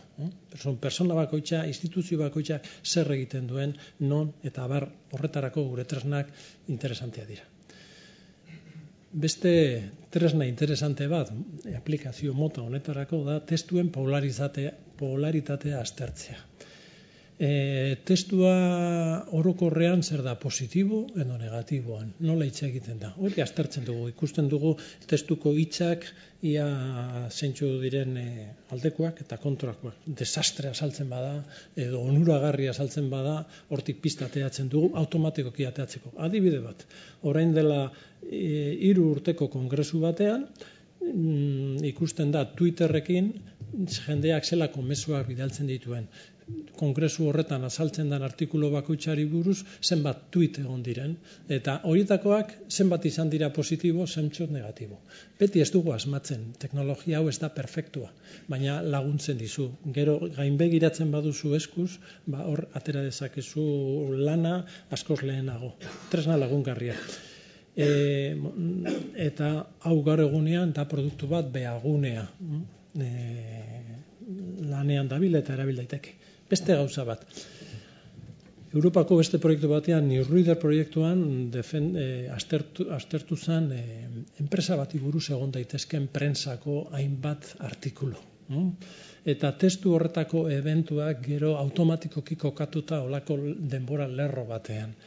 Ordo kasu hontan Airbus A380 buruz egon diren albisteak prentsan 2000-tik 2014 artean, batez ere 2004-2010 artean, eta albiste bakoitza dago kokatuta noiz positibo, negatibo, zeri buruz hitz egiten dan. Honek balio du azterketa bat egin behar baduzu, gero erabakiak hartu alizatzeko, jakiteko non hitz egin da negatiboan, zein hau, eta zuzenean zoaz hori irakurtzera, eta bar. Interesante izan daiteke olako azterketetan. Itzulpen automatikoa. Gaur egunean dauzkagu tresnak, bai mobilkorrean bertan egiteko, gure ikasle batek egin zuen orain dela 2 urte, Mitsuli, da Google Translate bezala mobilan erabil daiteke, baina librea da, zeharo libre, kode irekia, edo matxin.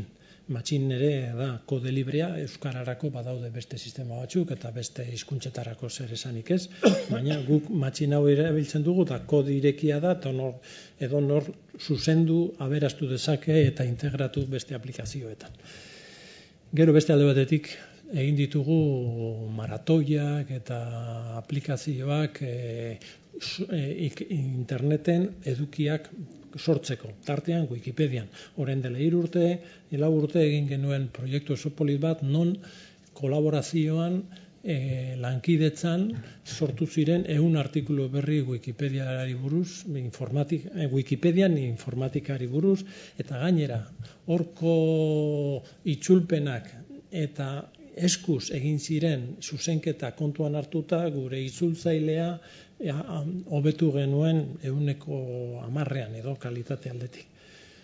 Hoiek izan dira 4 flash zein daitezke, baina izataldean beste produktu gehiago daude. Jotzen baduzue izataldeko webgune horretara, izatalden barruan produktuak, ikusiko dituzue zerrenda bat non azaltzen diren 20-30 produktu.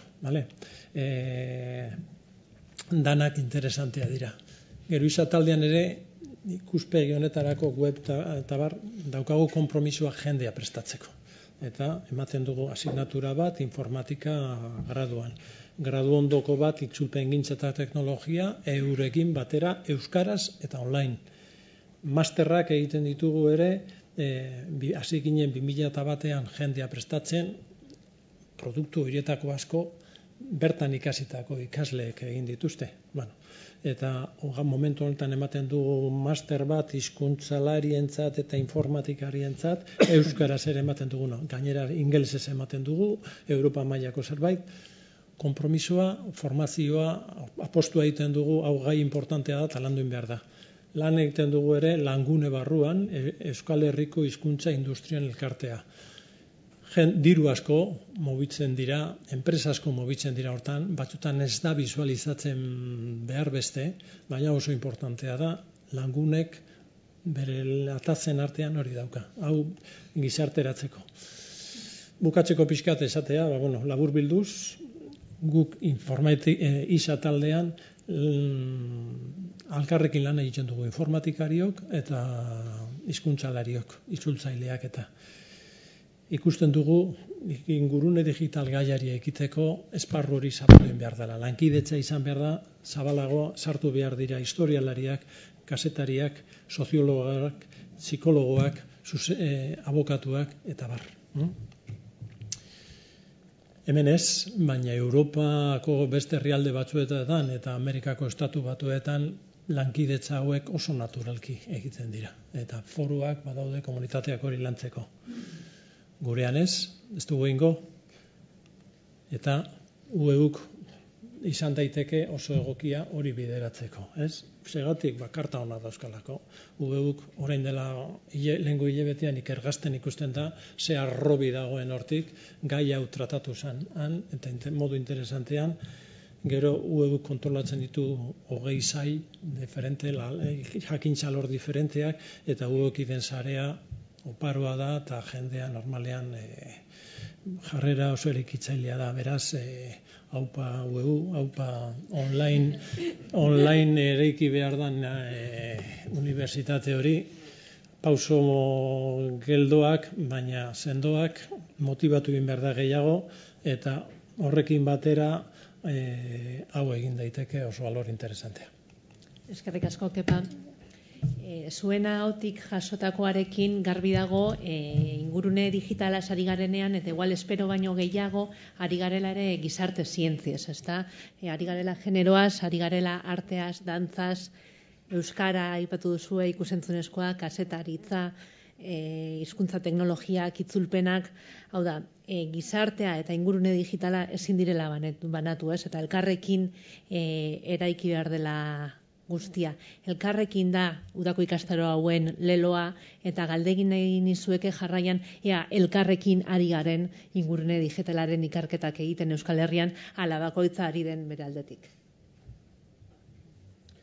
Bueno, guk egin ditugu Euskal Herriko Unibertsitatearekin badaukate talde bat kazetaritza digitalaren inguruan orain dela ez dakit 15 urte gutxi gorabehera ikerketak eramanez, eta beraiekin zenbait ikerkuntza egin ditugu, bai internazionalak, bai estatu mailan eta bai Euskal Herria mailan ere bai.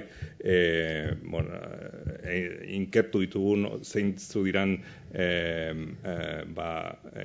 euskal kazetarien profesional baldintzak digital munduan, jakin badakigulako gehienetan baldintza horiek ez direla oberenak, ezta? Eta nahi genuen jakin zehatz-mehatz zer gertatzen ari zen komunikaden biden barrenean, baita beren narratibak esan duen bezala, talako gauzak egin ditugu. Bai. Bai, gure kasuan ezagutzen ditugu ekintza asko elkarlana bultzatzen dutela eta aurrera proiektu oso interesgarriak eta egiten direla, baina egia esan baita ere ez ezaguntza handia dago zer egiten dugunari buruz, eta horrelako guneak behar dira elkar ezagutzeko eta egiten duguna modu ulergarri batean baita ere asaltzeko, ezta? Eta ni uste dut horretan ekin egin behar dugula, eta eman komunean ditugun arloak eta interesak eta elkarlanerako guneak aurkitzeko. Nik esango nuke, aipatu dudan lehengo hildotik, badela martxan jarri diren ikerketa taldeak badirela zelabait erantzuteko etxe barruko beharrak, ez? Horrek ez du esan nahi, etxe barruko beharrak ikertzeko etxe barruan bakarrik ikertu behar denik, eta nire ustez bada ezinbesteko foroa hau, ikusteko beste unibertsitateetan ze ikerketa hildo jorratzen ari diren. Bigarren proiektuari dagokienez, bai esango nuke, ikusi duzuen moduan, badela administrazio publikoa, Euskal Herriko Unibertsitatea, Mondragon Unibertsitate eta Goienak elkarlanean daukagun proiektu bat, dinot, eragile denak daude proiektuaren bueltan, eta interdisciplinaritate edo elkarlan hori ematen ari da. Nahi baino gutxiago, kaso bai, baina bai, zurekin bat nator, ezinbesteko foruak diesela gaurko modukoak, bai. Bai, nik ere erranen nuke egiten dela, badira kolaborazio... Badira bai kolaborazio importanteak, uste dut, batez ere momentu honetan unibertsitateen artean, badakit Estia eta Mondragon Unibertsitateen artean badirela harreman handiak eta egonkorrak urteetan, gehien bat eskola politeknika edo orain ingeniero fakultatearekin, diseinu zentrotik, baita enpresagintzarekin, baita Euskal Herriko Unibertsitatearekin hainbat proiektu egiten dira, eta gauza guzti horietan gero pertsonen araberakoa da, uste dut pertsona batek hartzen badu ideia montatu behar duela proiektu bat beste aldeko unibertsitate batekin, ara egiten da eta gehienetan askotan lortzen da. Batez ere gaur egun aritzen gira, ez nahi eta ez numerikoa zen, baina transizio ekologikoa, transizio energetikoa, ekonomia zirkularra, ekonomia berriei buruz eta pila bat gauza egiten da.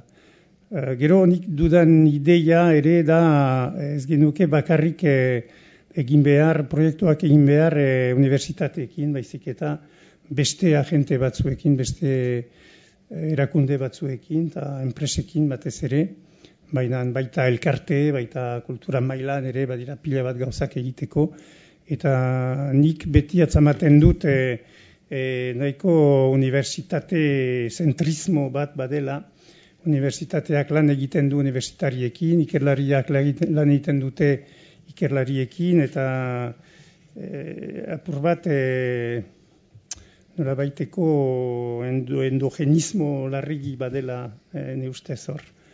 Baina berdin izango da urrengo pausua, ez da, hori urrengo geruan ze nolako gauzak asmatzen ditugun. Lankidetza, lehenago aipatu nahi duke, zuk esan duzu IUBITerekin harremanik daukan, harremanak daukan IUBITerekin, Baionako IUBITerekin, eta aipatzekoa da, justu aurten izan da lehenengo urtea titulazio bikoitz bat, definitu da informatika fakultatea eta IUBITerekin, ikasle bat egiten ari da informatikan laugarren urtea Baionan, eta azkenean eukiko ditu bi tituluak. Hori esperientzia polita, kolaborazio pixkat. Dena dela, gaurko gaiaren inguruan, pixkat lehen esaten duena, ez? Hori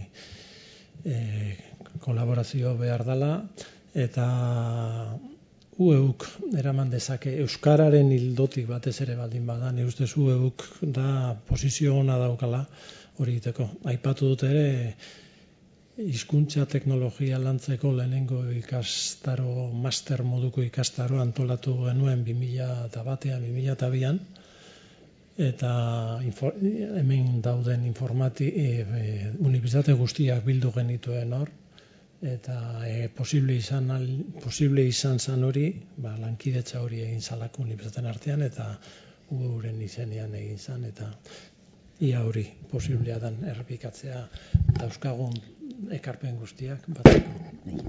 Gauza txiki bat, baina garrantzitsua nahi nuke gehitu, da bai kolaborazioak bat dira, baina behintzat iparraldetik dugun problema da euskararena. Ez gera gai, kolektiboki euskaraz eramaiteko proiektu potoloak edo ambiziosoak. Ez gara gai momentu honetan baditugu bi gazte praktika bat egiten Mondragon Universitatetik, eta hainbat lankideekin inglesez ari dira. Baionan izan da, ez? Orduan, ez da... Problema hau baita da problema potolo bat, ez, ustez. Gaurko gaia maigainera ekarrita, Oxford Unibertsitateko esperientzia ezagutu dugula baliatuta, eta Iñaki Alegriak eta Koldo Diazek defendatu duten tesia berriz maigainera ekarrita, ikartzaileoi galdetzea badagokigu. Bideragarri beharrezko ikusten duzue ingurune digitalaren Euskal Institutua? Galdera saia. Galdera erraza da, erantzuna saia. Bai, ingurune digitala niri jaso nuenean gonbidapena oso arlo zabala da, ez? Gauza asko sartzen dira, eta ni uste dut gaur egun ez da ingurune digitala baizik eta gizarte digital batean bizi gara, ez? Victoriak esan duen bezala, ez dago mugari gaur egun digitala eta fisikoaren artean.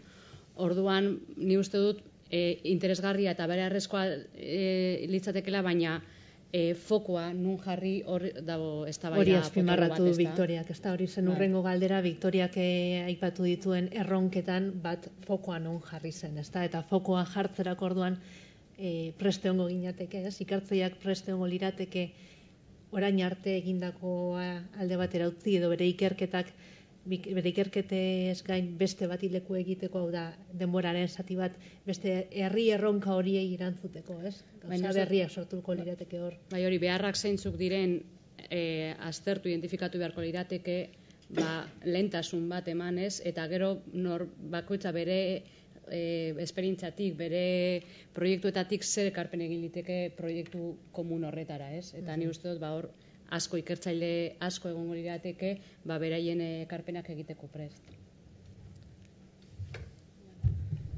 Nik Mariluzek aipatu dauena ontzat hartuta da fokoa jartzearena, ikusten duzu, mai honetan ingurune digitalan jardunaldi bat izan da, baina bakoitzak oso alor desberdinetatik jorratu dago, ez? Niri zalantzak sortzen zaizkit ikusten dudalako bakoitzak bere alorrean ere zailtasun handiak dituela erronka horri heltzeko, ez? Sentsazioa daukat beti atzetik gabizela, eta hain testuingurua aldakorra denez, iristen garenerako beste leku batera begira jarri behar gara. Orduan, gure txikian gaia nola heldu, non jarri fokua eta nola dinamizatu hori, batzutan maila teorikoan geratzen gara, egin beharko genuke, eta horrengo ikasturtean beste gauza batera begira jarri behar zara. Orduan, institutuak igual hitzak berak hartzen du beste dimentsio bat, eta hori gauzatzeko ikusten dizkiot, erronka potoloak dituela, ez dut esaten ezinezkoa danik, baina guretik erronka handiko proiektua izango litzateke, bai. Ni ados naiz ere, uste dute ikerlari askok lukete eta nahi lukete ekarri zerbait, hori definitzeko den, zerbait, baina gero uste dut ere nolabait beste unibertsitate bat bezala definitzen bada, hori uste dut behar genukela begiratu unibertsitate klasikoek nola, estaltzen ez dituzten guneak definitu eta entzaiatu hortan zerbait egiten. Guk iparraldean bada movimentu sozial bat batera deitzen dena. Badakizue iparraldea ari dela momentu honetan bere realitate instituzionala aldatzen. Eta beraz ate batzu zabaltzen ari direla dirudienez, eta pentsatzen dut momentu honetan haizea dagoela olako proiektu bat presentatzeko iparraldeko autoritateri, zeren bada konsensu sozial handi bat gaur egun hizkuntzaren inguruan, euskararen inguruan. Bada kezka bat ere numerikoaz, alde batetik numerikoa behar dela dudarik gabe toki guzietan, eta baita ere Siberoko puntan edo Garazialdean edo Aldude eta herri guzi horietan dudarik gabe behar da. Baina baita ere ikusten dugu numerikoa behar genuke domatu edo domestikatu gure proiektueri zerbait ekartzeko. Eta ez bakarrik molan zabaltzeko atea eta edo zer gauza onartzeko numerikoaren bitartez etortzen den edo zer gauza. Beraz, bada horien inguruan ziketa problema bat, bada sozializazio problema bat, badira hainbat erronka sozialak eta sozietalak eta horri buruz zerbait egitea ne ustez interesgarria litzateke. Orain badakit Poktefa horiek Interreg proiektu horiek urrengo zera izanen dela azaroan, okerrez banaiz, eta bostakit motz da, epea, dudarik gabe, baina interesgarri litzateke berdin zerbait montatzea EAE, Nafarroa eta Iparraldean artean ideia honen inguruan. Nik uste dut iparraldetik ikusita behintzat, haizea badauela nolabait baikorra momentu honetan. Eta gero, baita ere, beraz, batera momentu honetan, ari gira berritzen gure rebendikazio sakonak, dituzte hogei urte, 4 rebendikazio baiziren, da bat zen berezko unibertsitate bat nahi genuela iparraldeako. Eta orain, gure iritzia apur bat aldatu dugu, zeren azkenean pentsatzen ari gara, balin bada olako unibertsitate konvenzional bat izaiteko, berdin ez dugu nahi, hori. Eta nahi genituzke asmatu beste molde batzu, aldatuz formakuntza, konsideratuz ere, hori ere berdin ideia bat da formakuntza jarraikia, eta ez bakarrik gaztetxuentzako formakuntza. Eta ikerketa mailan ere nahi genituzke ikerketa guziz aplikatuak lehen aipatzen nuena. Jakinez, Shangaiko ranking honetan berdin zaigu, ez? 5.000 garrena izaitea edo 5.000 garren eta 10 izaitea azken batian berdin da. Eta orduan egin dezagun gizartearen zat, interesgarriak diren eta garapen bertuoso batentzat interesgarriak diren proiektuak, ez? Eta horrek ekartzen du, ustez ere ikerketa dela eta beste ikusmolde bat, baita epistemologiaraino duana, jakinez, gai horietan zer den egia zientifikoa. Ja termino horrek baduen zentzurik, gauden gai horiekin, ez? Ja baduen zentzurik. Eta edo asmatu behar den zerbait, eta beraz hortik ikerketa parte hartzaile eta gauza guzi horiek nula garatu. Eta egiten badugu gauza berri bat, eta gainera online gehien bat, uste dut posibilitate berritzaile interesgarriak zabaltzen dituela.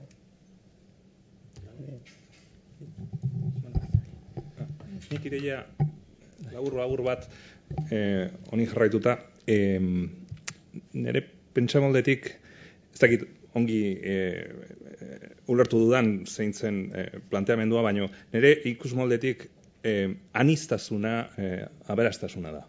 Beraz, hainbat eta talde gehiago, hainbat eta hobeto. Baina, nik uste dut aniztasuna gehienetan edo batzuetan nahasten dela atomizazioarekin. Eta guk hemen daukaguna, hainbat herrialdeetan, atomizazioa da, aniztasuna baino gehiago. Eta atomizazioarekin zaila da proiektu sendoak aurrera eramatea. Nik nire ikuspuntutik aniztasuna eta atomizazio gabetasuna bata bestearekin kombinatzea lortuko bagenu, hori izango litzateke helburu oso on bat. Hori, atomizazioaren kontra integrazioa, ez? Hori da, pixkat izataldeen ikuspuntutik zabaldu egiten gara. Ez dugu lankidetzan landu behar, bai, batez ere arloen artekoa. Guk izataldean hizkuntzalariekin lan egiten dugu, baina azken aldi honetan gure proiektuetan azaltzen dira kontzeptuak Twitter bezala, txioen itzulpena nola egin hobeto. Erakutsi dudan lehenengo analizatzaile horiek, hizkuntza analizatzaileetan, guretzat oso importantea da harrapatzea entitateak, personak, erakundeak, elkarteak. Tresna horiek oso importantea dira jarraipena egiteko. Eta gaur egunean hori gizarte zientzietan tresna berriak daude. Ja ez da bakarrik inkestak egitea edo artikuluak prentsan azaltzen dana. Da, zer mugitzen da sare sozialetan momentu horretan. Horretarako daukagu tresnak. Eta guk gure jarduen teknologika horretan modu naturalean mugitzen gara olako eremuetara. Itzulpena eta proposatzen ditugu online ikastaroak itzultzaileekin. Eta gure formazio ikastaroak, master horiek dira erdia datoz informatikariak, erdia datoz gizarte zientzietako itzulpen gintza edo zeratik. Berez badator. Orduan hori badator eta ematen du gainera esparru berria dira argitaratzeko, ikertzeko oso interesanteak. Nik uste dut hori berez etorriko dela. Adituak dauzkagu mailaren alde hontan, baina aditu eta aritu asko ere entzuleen artean eta entzulei ahotsa ere eman nahi genieke, galdera edo hausnarketa iritziak jaso nahi genituzke, norbaitek zerbait esaterik nahi balu. Josi. Proposamen bat, zuzen Twitterren jarri dut, bost arlo jarri dituzu, nolala, zazpi zenbaki magikoagoa delakoan, proposamen bat neukan. Ikusi ditudan artean faltan bota dut pixka bat hezkuntza edo bat aipatzeagatik, ezta? Eta gero komunikazioari lotuta ezi komunikazio edo pixka bat komunikazioak duen momentu honetan beste interes edo beste propositoak.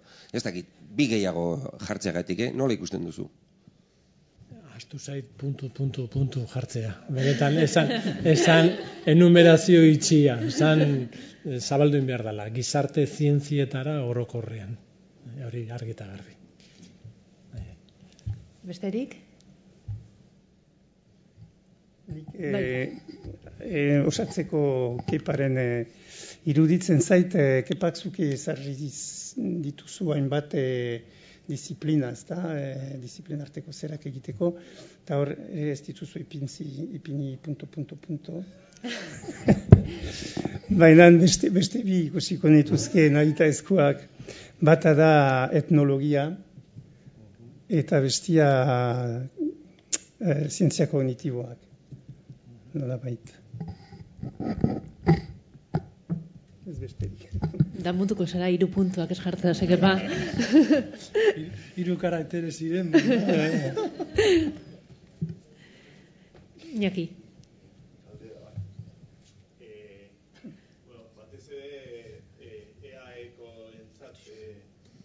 Ni behintzat politika zientifikoa edo berrikuntzan eta mugitzen diren diruak eta nik eska handia daukat behintzat elkarte autonomoan lehentasun handia eman zaio fabrikazioari 4.0 eta diru handienak edo adadoaz eta apostu nire ustetan pizkal gizarte gaden digitalizazioa bai, baina fabrikan aplikatzeko eta hola, eta bueno, ez dakit abez konpartitzen duzuen kezka hori hola, nola bait ez dakit beste administrazioetan, baina hori ere egin behar da, baina ez ote dan atzeri geratzen berrikuntza soziala eta digitalizazioa gizartean ezain beste fabrikan ere bai hola, pizkat politika ekonomiko horietan foko hori ezote den gehiagizkoa fabrikazioari begira jartzen. Bai, gu alde batetik hori alde sartzen dugu eta horretaz benefiziatu egiten gara baita ere, gure taldeetan fabrikazio 4.0 horretan lan egiten dutenak, jota fuego daudelako orain lanak egiten, baina egia esan beste guztiak kanpoan gehatzen gara, ez? RIS 3 estrategia horretan polarizatzen dela guztiz, eta ordoiaz dirutza galanta proiektuak horretan sartzeko. Horregatik gu adibidez, guk ez genituen finantzazio iturriak aurkitzen ez Euskadi mailan, ez nazio mailan, eta gure proiektuen gehiengoak Europar proiektuetatik datoz. Hezkuntzan ikerketa, hezkuntzan berrikuntza, ez dugu hemen finantzaziorik aurkitzen. Eta horreldako industria 4.0 edo RIS estrategia horretan sartzeko egin behar dugu triple salto mortal enkajatzeko horrelako zirrikitu batean, ez? Eta egia da, polarizatu egiten dela, orain da industria 4.0 eta hemendik urte batzuetara izango da horrela beste modan dagoen hitz bat, eta batzuentzat onuragarri izango da, eta filoi bat izango da, baina beste guztio, garen asko ez, kanpoan gehatzen gara, eta ados nago. Ni ere guziz ados naiz, uste dut azkenian ari dela prestatzen nolabait gauza berdinaren gehiago, ez? Biharko. Eskema edo modelua, gaurko modelua, baino berdina izango da, baina eskala handiago batetan eta kompetitiboago, eta nik pentsatzen dut gizarte batek ez duela holan ongi prestatzen bere etorkizuna. Zeren azken batean mozten ditu berrikuntza sozialen posibilitateak eta gizartearen asmakizun potentzialitate guzti horiek ez ditu laguntzen, ez ditu aski espazio zabaltzen gauza guzti horiek emulsionatzeko, ez? Eta bai, beraz pentsatzen dut ere dirua joan behar dela bila Europara. Pentsatzen dute Europa hogei, zakin nola esaten den, hogei. Hortan badira programa batzu, eta ez bakarrik ikerketarako, baita ere ikerketa, formakuntza eta sensibilizazio programak badira, eta gero Poktefa eta holako proiektu, Interreg proiektuetan ere ustez posible dela zerbait topatzea. Eta gero hori da ere mugaz gaindiko lanak edo Euskal Herriko 3 lurraldeen arteko kolaboraziorako muga bat, zeren RIS horiek, Smart Specialization, hori ez dute berdina. Euskadi, Nafarroa eta Iparralde, edo Akitania, kasu honetan, ez dute lehentasun berdinak, orduan komplikatua da topatzea zerbait, baina berdin beste bide bat hartu behar da Europatik pasatzen.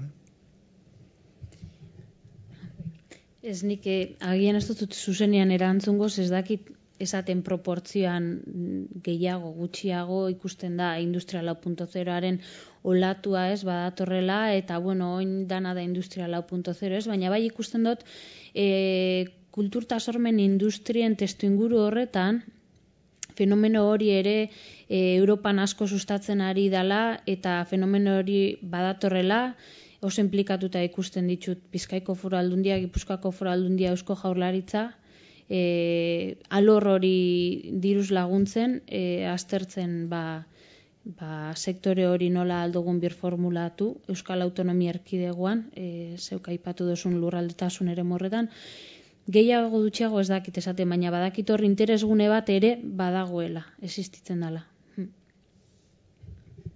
Minutu bat amaitzeko, azken galderarik.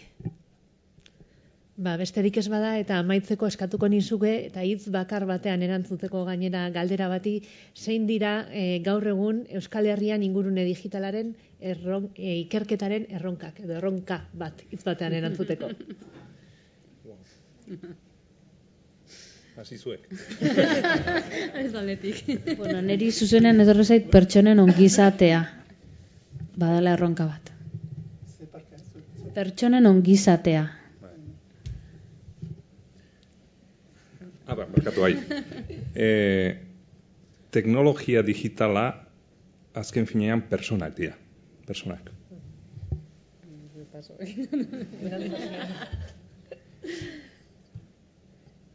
Nik erranen nuke nork domatuko duen bestia. Digitalak ala euskal gizarteak.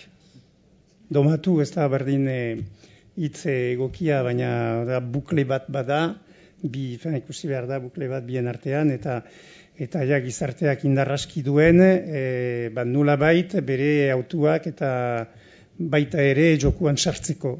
Eta ez bakarrik esklabo bezala ibiltzeko, ez? Nola neurtu eta nola eragin dezakegu euskara interneten presente egoteko? Arlo horretatik euskara bultzatzea arlo digital honetan, ez? Gune digitaletan. Eskerrik asko, Mariluz Buenaga, Jean-Michel Larraquest, Amaia Pabon, Ramon Salaberria eta Kepa Salasola gaur gurekin egoteagatik, zuei hemen egoteagatik, etenaldi txiki bat orain kaferako, ez da koldo, eta buelta, ordu erdi barru. Bai.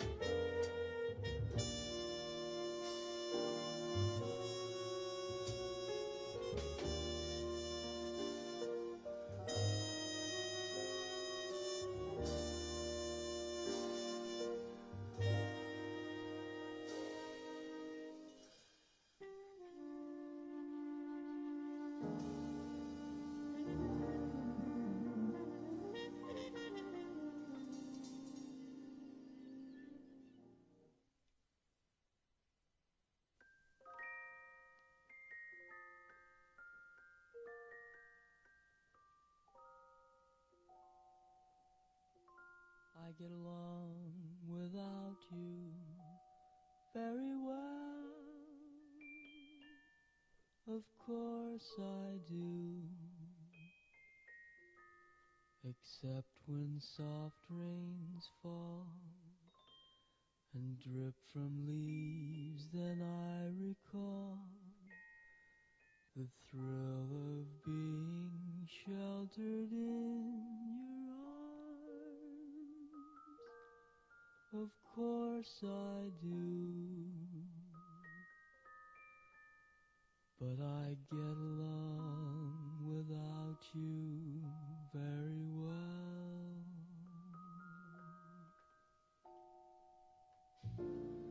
I've forgotten you just like I should. Of course I have, except to hear your name or someone's laugh that is the same. But I've forgotten you just like I should. What a guy, what a fool am I to think my breaking heart could kid the moon. What's in store?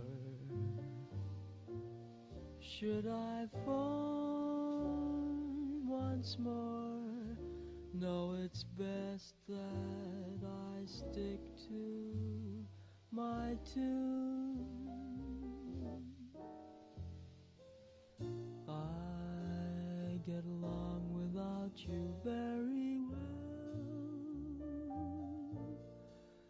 Of course I do. Except perhaps in spring.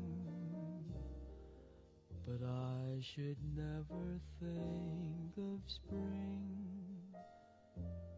for that would surely break my heart in two.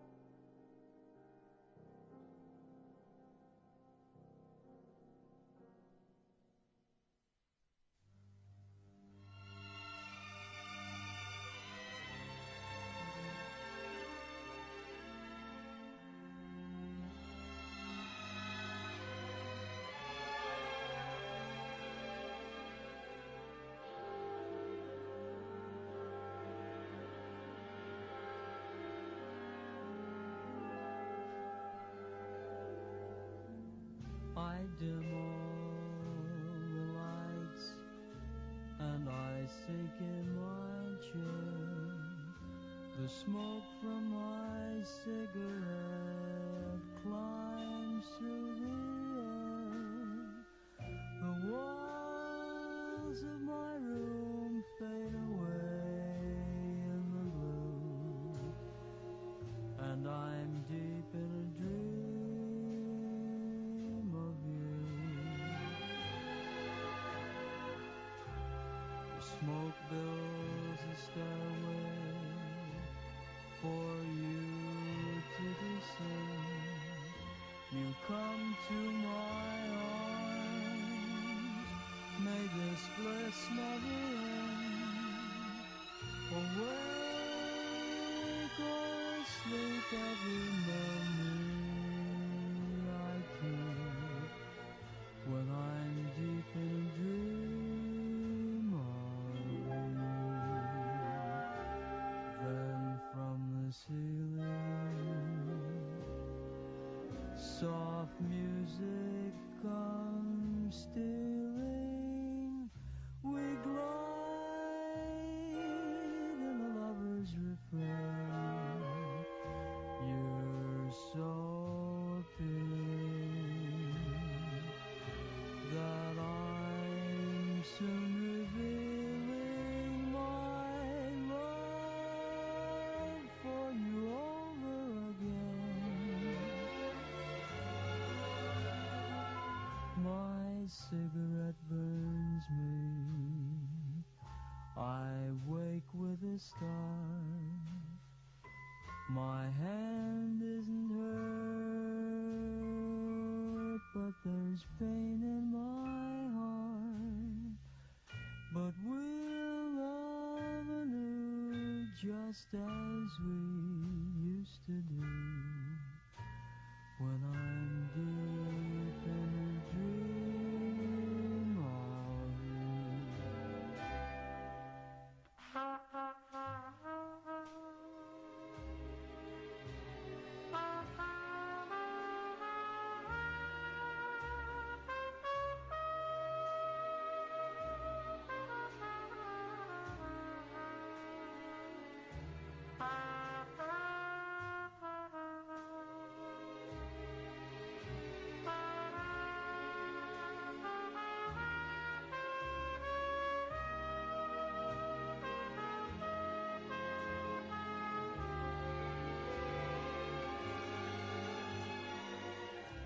My cigarette burns me, I wake with a start.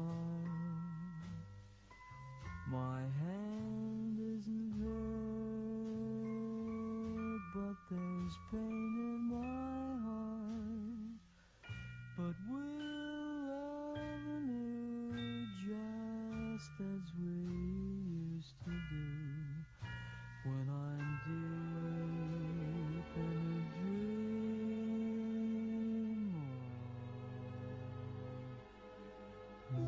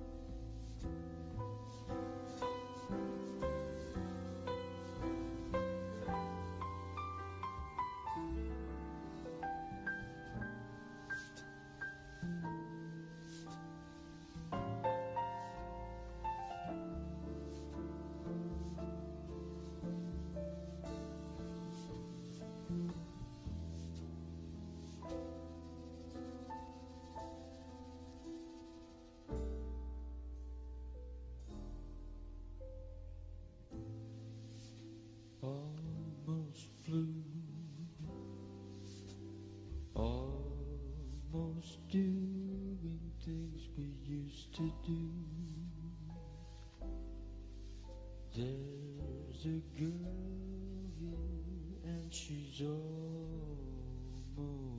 you. Almost all the things that you promised with your eyes, I see in hers too. Now your eyes are red from crying. Almost blue.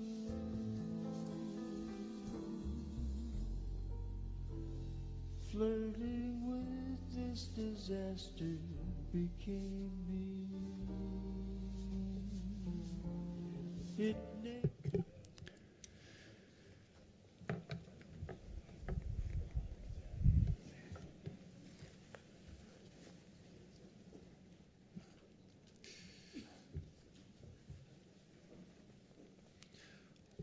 Ongi etorri berriro ere kafearen ostean. Eta orain gurekin bigarren eta azkenengo mahaingurua daukagu. Ja Michel Arrasketek ondo esan duen moduan, unibertsitatetik kanpo ere bizitza badago, unibertsitatetik kanpo ere lan egiten da, eta hori zen gure asmoa. Lehenengo mailan unibertsitatea, ikerketa, akademia ekartzea, eta bigarren honetan, beste modu batean ere gaia lantzen duten, administrazioak eta elkartea gurekin egotea. Horrela, ingurune digitalaren inguruko ikuspegi poliedriko bat lortuko genuelakoan. Gurekin ditugu orduan Garbin Iztueta, Etxepare Institutuko Euskara Sustatu eta Hedatzeko zuzendaria, eskerrik asko gurekin egoteagatik. Izaskun Goñi, Nafarroako Gobernua Politika Ekonomikoaren zuzendaria eta Agenda Digitalaren arduraduna, mila esker, urbiltzeagatik. Eneko Astigarraga, Esleko presidentea eta prospektiban aditua, mila esker urbiltzeagatik. Holaxe eman didate, da ni txintxo. Da Angeles Iztueta, Eusko Jaurlaritzako Hezkuntza, Unibertsitatea eta Ikerketa Sailburu ohia eta gaur egun Eustateko ikerketa burua, mila esker urbiltzeagatik. Aurreko mahainguruan bezala argi ikusten genuen arraroa baldin bada ere hasiera batean beti galdetu eta esaten dugu, ez daukagu ezer esateko. Da, hitz egiten hasi eta asko daukagu esateko. Orduan hori aurreikusita, hau ere bi bote diferentetan egitea pentsatua daukagu. Lehenengo eta behin hizlari bakoitzak tarte bat izango luke, 5-10 minutuko tarte aurreko maila bezala, bere proiektua, bere elkartetik, bere administraziotik egin duen lana saltzeko, eta horretarako bi galdera planteatuko ditugu. Lehenik eta behin modu orokor batean, ingurune digitalak zer nolako aldaketak eragin digu herri moduan, gizarte harremanei begira, kulturari begira, politikari begira, ekonomiari begira. Eta gero gainera aukera baldin badaukagu zehazki, elkarte bakoitzetik, ze nola landu egin ditugu, edo landu egin dituzue gai horiek ikerketarekin, hainbat politika publikoekin, hainbat proiektuen sustapenarekin. Orduan, ordena ondo bariotzezue, lehenengo eta behin Eneko Astigarragak hitz egingo du, gero Izaskun Goñik, gero Angeles Iztuetak, eta gero azkenik Garbine Iztuetak. Beraz, zure da hitza. Bueno, eskerrik asko konbiteagatik eta esan duzun bezala, zalantza etortzerakoan zein izen zitekeen gure ekarpena, ez? Baina, nola ala zerbait moldatu dugu eta prestatu dugu elkartetik, ez? Nolabait, gizarte eta ekonomia digitalean lanean dihardugun enpresa elkarte bat gara, esle, eta gero, orkesterakoan prospektiba aditua esan duzu, latxo da, baina, saiatu nahi zertzelada batzuk ere hortik ematen, ez? Esle, gara Euskadiko software libreko enpresen elkartea, eta duela ia 12 urte sortu ginean, pixka bat enpresen lobby bezala, ez, software libreari garrantzia emateko, ikusten denolako aukerak ekartzezakela gizarteari, bai bertako ekonomia sustatzeko, bai bertako hizkuntza sustatzeko, eta pixkanaka azten joan da, eta gaur egun hor dioen bezala, bagara 40 enpresa eta 1500 profesional inguru, informatika inguruan, baina, pixka danetik dago enpresan, ez nolabait, enpresen, esango nuke, enpresa eta erakundeen eraldaketa digitalean laguntzen saiatzen gara, batez ere, software librearen ekarpenetik, ez? Hasi ginen bezala esan dut software librearen inguruan eta ingurune digitalean, ekonomia digitalean zekan ekarpena, baina ekosistema hori handitzen junda azkenengo urteetan eta ez bakarrik enpresen ikuspegitik eta pentsatzen dut ekosistema horren barruan ez dala bakarrik softwareari murgiltzen, baizik eta hor agertzen den bezala, badago alde batetik IoT gauzen internetekin lotuta, hardwarea gero eta gehiago hardware librea, gero eta garrantzi gehiago daka, baina baita ere hor dioen bezala eduki libreak, edukien sorkuntza, open data eta gauza guzti horiekin ere behintzat saiatzen gara lan egiten. Azkenean ekosistema handi badelako, pixka filosofia berdinarekin, berrikuntza irekia, berrikuntza elkarbanatua daukana. Azkenean enpresa gara eta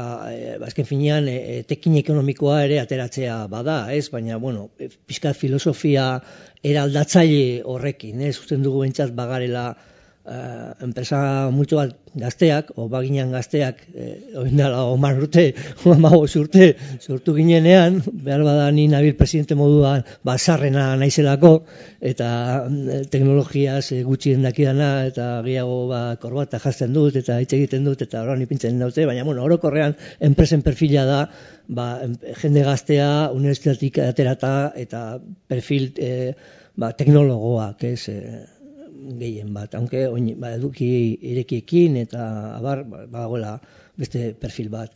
Eta, zaten dugu gugarela Euskal Herrian bentsat teknologia irekiak eta ezaguera irekiaren inguruan lantzen duguna eta enpresetan eta erakundetan ezartzen ditugunak soluzio horiek. Badago gure enpresen elkartetik kanpo beste enpresa mordo bat ez daudena gure elkartean lan egiten dutela gero eta gehiago software librearekin, eduki irekiekin, open datarekin. Guk kalkulatzen dugu, guk azkenean Euskadin ez dakit igual, estimazioa dira, ez dakit 800 milioi o 1000 milioi euro mugitzen badu software librearen inguruan, gu bakarrik 15% ero mugitzen dugu, nahi desan enpresa tradizionalak, handiak, o enpresa industrialak eta enpresa zerbitutakoak, nahiz eta gure elkartean ez egon, tira egiten dutela software librea eta eduki ezaguera irakia eta gero eta neurri handiagoan, inkrestendu dijoan joera bat dela.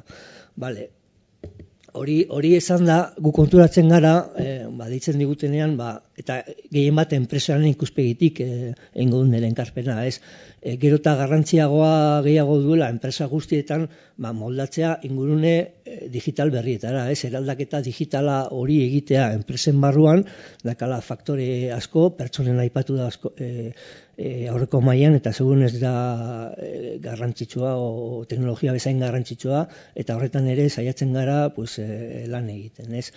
Eta etorkizuneko ekonomian eta lehiakortasunean gero eta enpresa guztiak eta erakunde guztiak moldatu beharko dira. Eta pixkat hori ikusten dugu erronka nagusia gure ikuspuntetik eraldaketa digital hori egin behar dela enpresa guztietan erakunde, estenziogatik erakunde guztietan eta horretan lan egin behar dela, ez? Eta prospektiba aldetik eroia pizkata horreatzen ari naiz. Badagoela hor megatrends ero joera, megajoerak kontutan izan behar direla, badirelako erronkak eta aukerak ere. Eta hor batzuk aipatu ditut, izanatu ditut hor, azkar egin dut esan aurkezpena, ez? Ikusi dut mundu guztia zekala aurkezpena esan dut, nik ere egitean iko eta kafe orduan prestatu dut. Orduan indot hor kolax moduko bat, baina badaude erronka mundu mailan ematen direnak, ez megatrends horiek deitzen direnak, nik uste edozein ekimen ipintzen dela martxan hemen kontutan izan behar dituena, ez bai enpresaldetik, o bai gizarte, o bai internet institutu batetik, edozein kontutetik bazartzaroa, aldaketak generen aldetik, ez dut aipatu hori, baina hor badago baita ere, segurtasun kontuak, baita ere lan egiteko moduetan, horrek nolabait ingurune digitalaren azterketan kontutan izan beharreko megajoerako badirela. Hor aipatu ditut batzuk eta hor dituzu, ez? Badaude hainbat eta hainbat zerrenda, nik uste dut horiei begirakada base, azkenian eragina dute edozein sektoretan, bai nekazaritzan, bai zerbitzuetan, eta baita ere internet ingurune digitalean, ez? Eta propio bezala, hor aipatu ditut okurridu zaizkidan batzuk, eta ikusi dut baustearen inguruan eztabaida sortu dela. Alde batetik formakuntzaren, hezkuntzaren kontua oso garrantzitsua da, eta esan dut teknologia bezain, eta batez ere kontutan izateko behar bada duela 10 urte, 15 urte, jendeak enpresetara zijoanean ezagutzen zuela berrikuntza, hau da, bai apizkata adina dakagunean legunen esaten zuen batek, ez, flopiak, o faxa, o kontrol numerikoa, enpresetan ezagutu du jendeak. Baina gaur egun kuriosoa da jendea dijoala enpresetara ezaguera digital batean, hau da, ez dakit edozeinek daka bere mugikorrean, segunez e-mail bat sortzeko, martxan ipintzeko, askoz ere errestasun gehiago, gero enpresan izango duena, baino, enpresan kriston oztopoak ipiniko diote, eta hiru inprimak egin beharko du, bere korreo elektronikoa sortzeko, eta gainera segurtasun filtroa egiko du, eta tardatuko zaio, ez dakizen bat ordu, berandu gaioko zaio e-mail bat, bere kontu pertsonalean baino, esan du kontrol numerikoa, eta gaur egun kodezintazen bertan gaude Fagorrekin kontrol numerikoak aldatzen, lehen jendeak enpresan ezagutzen zuen, baina goen jendea era digitalean beste modu baten mugitzen da pantailetan, ikutuaz eginaz, eta horretara jun behar da ere enpresetan, eta horrekin izan kanpoan dagoela berrikuntza gehiago enpresetan baino. Hor formakuntza igual eskoletatik eta etorri behar da ez bagabiltza hor zerretan.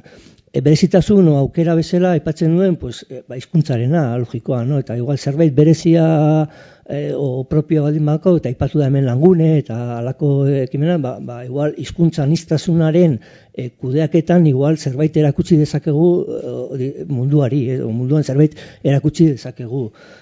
Software librea bera, onoski gure inputuan, eta gero espezializazioa adimentsu hori erriziru, ipinana, kanpoan egon ez da bai da osoa entzun, baina, mantra hori industriala 0.0, baina badaude hor barruan beste gauza batzuk, nolabait ere aukera bezala ikusten ditut. Ez no askoz baneukan gauza gehiago, baina igual pasaingo naiz, besteak dira askoz ere konkretuagoak, eta igual epe motzeragoa, realidade virtuala, gehitua, eta badago zerrenda bat, eta nik hemen lagako nuke. Pentsatzen dut hor guzti horretan software libreak baduela joera, azkenean software munduan iztot joera disruptiboa badela, izan dela eta hor kontutan izan beharreko ez dakizen mailatan, baina bintzat oinarrian azpian kontutan izan beharreko zer baldela, tresna bat behar da. Bai, esan bezala aukera izango du gero elkarrizketan ideia hauekin segitzeko. Izaskun Goñiren txanda.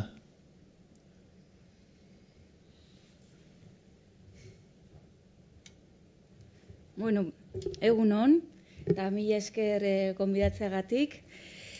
Niri eskatu didate azaltzea Nafarroako gobernutik nola bultzatzen den edo nola lantzen den agenda digitala.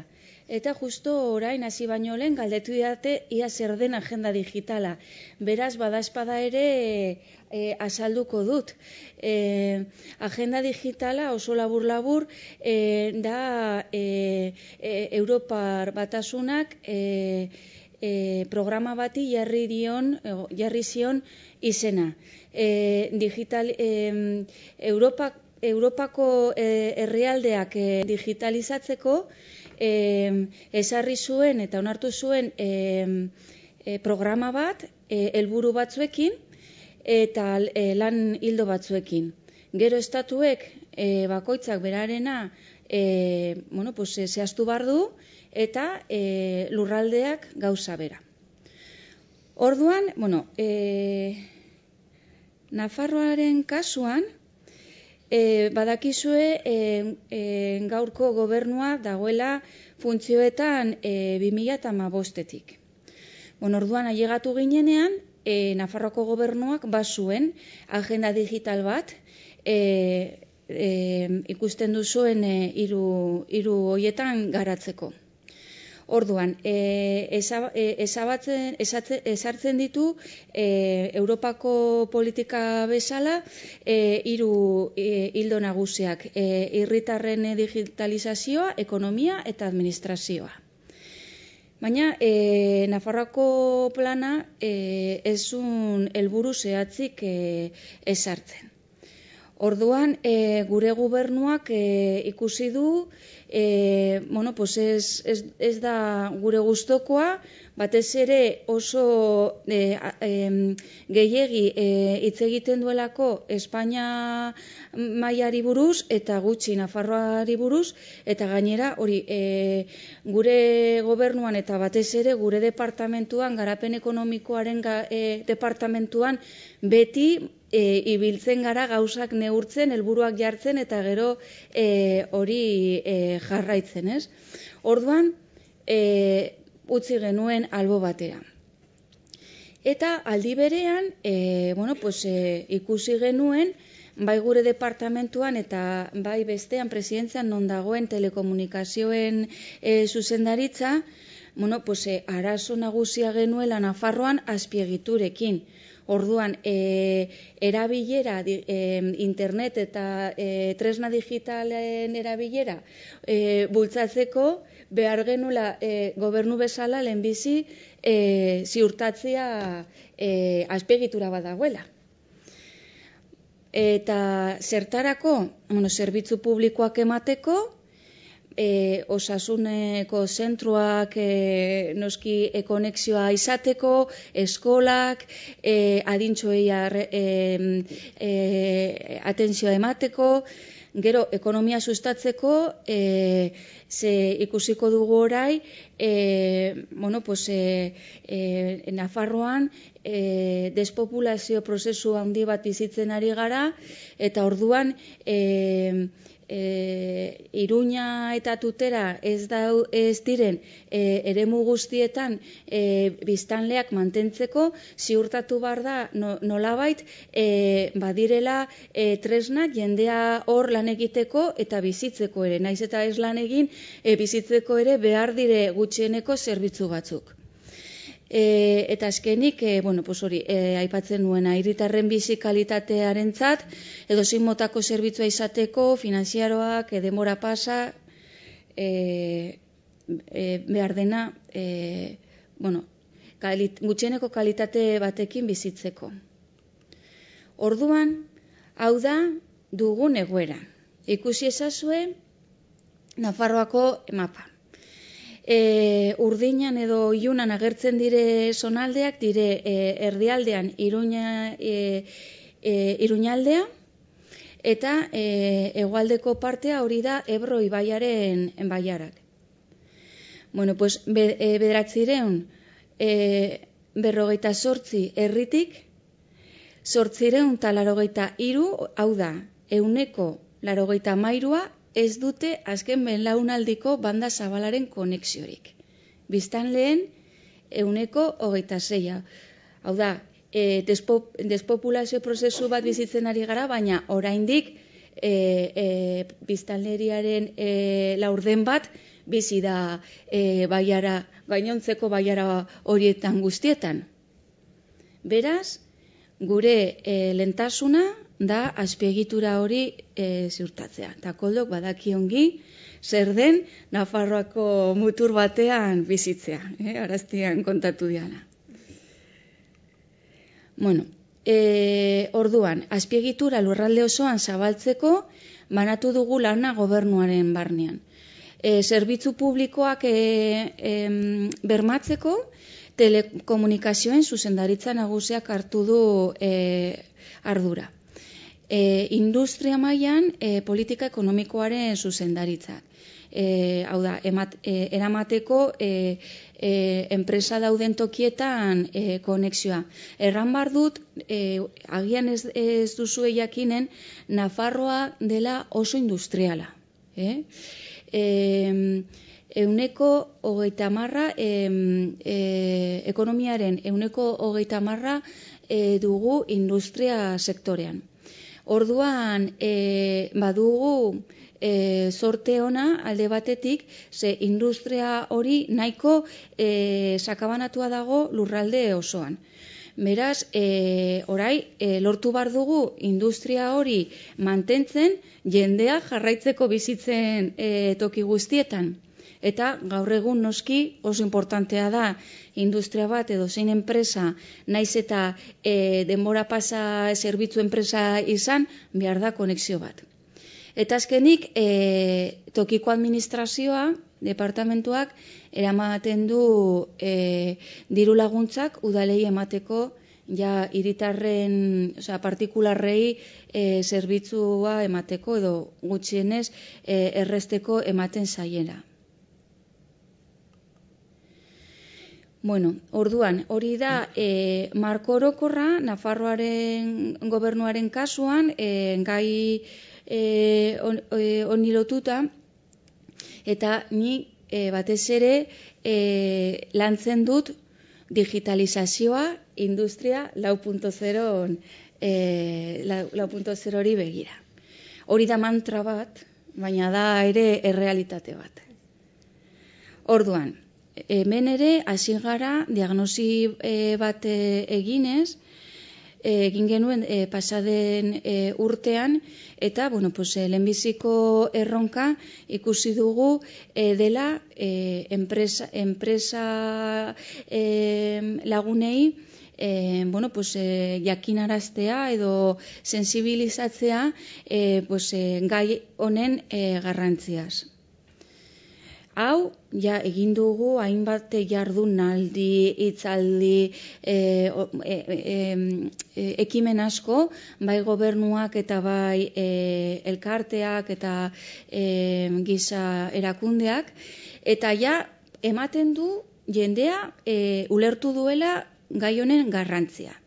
Baina ñabardura batekin, eta da erdia duela gutxi konturatu gara, enpresa jendearen erdia oraindik uste duela dela informatikoen gai bat.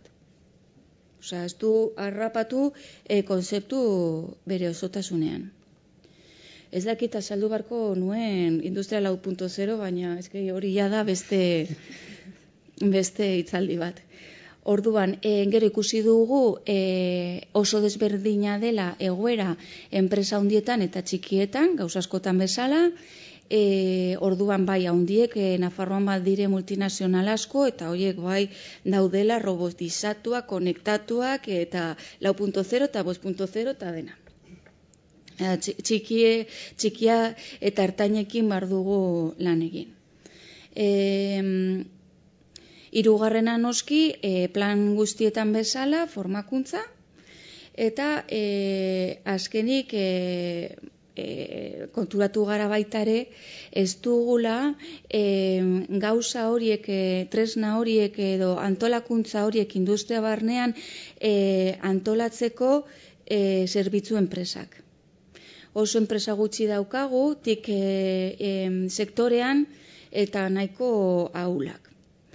Gure kasuan, Nafarroaren kasuan, sektore publikoak pisu handia hartu du eremu honetan. Orduan, ez du tokirik utzi ekimen pribatuari. Orduan, bueno, pues ez dugu enpresek, eta erraten dugu, bueno, pues orai, azten bada, azten badira, industria guztiak aldi batera, gauza hauek eskatzen izanen dugu, hornitzaileen, zerbitzu informatikoen hornitzaileen aldetik, arazo bat.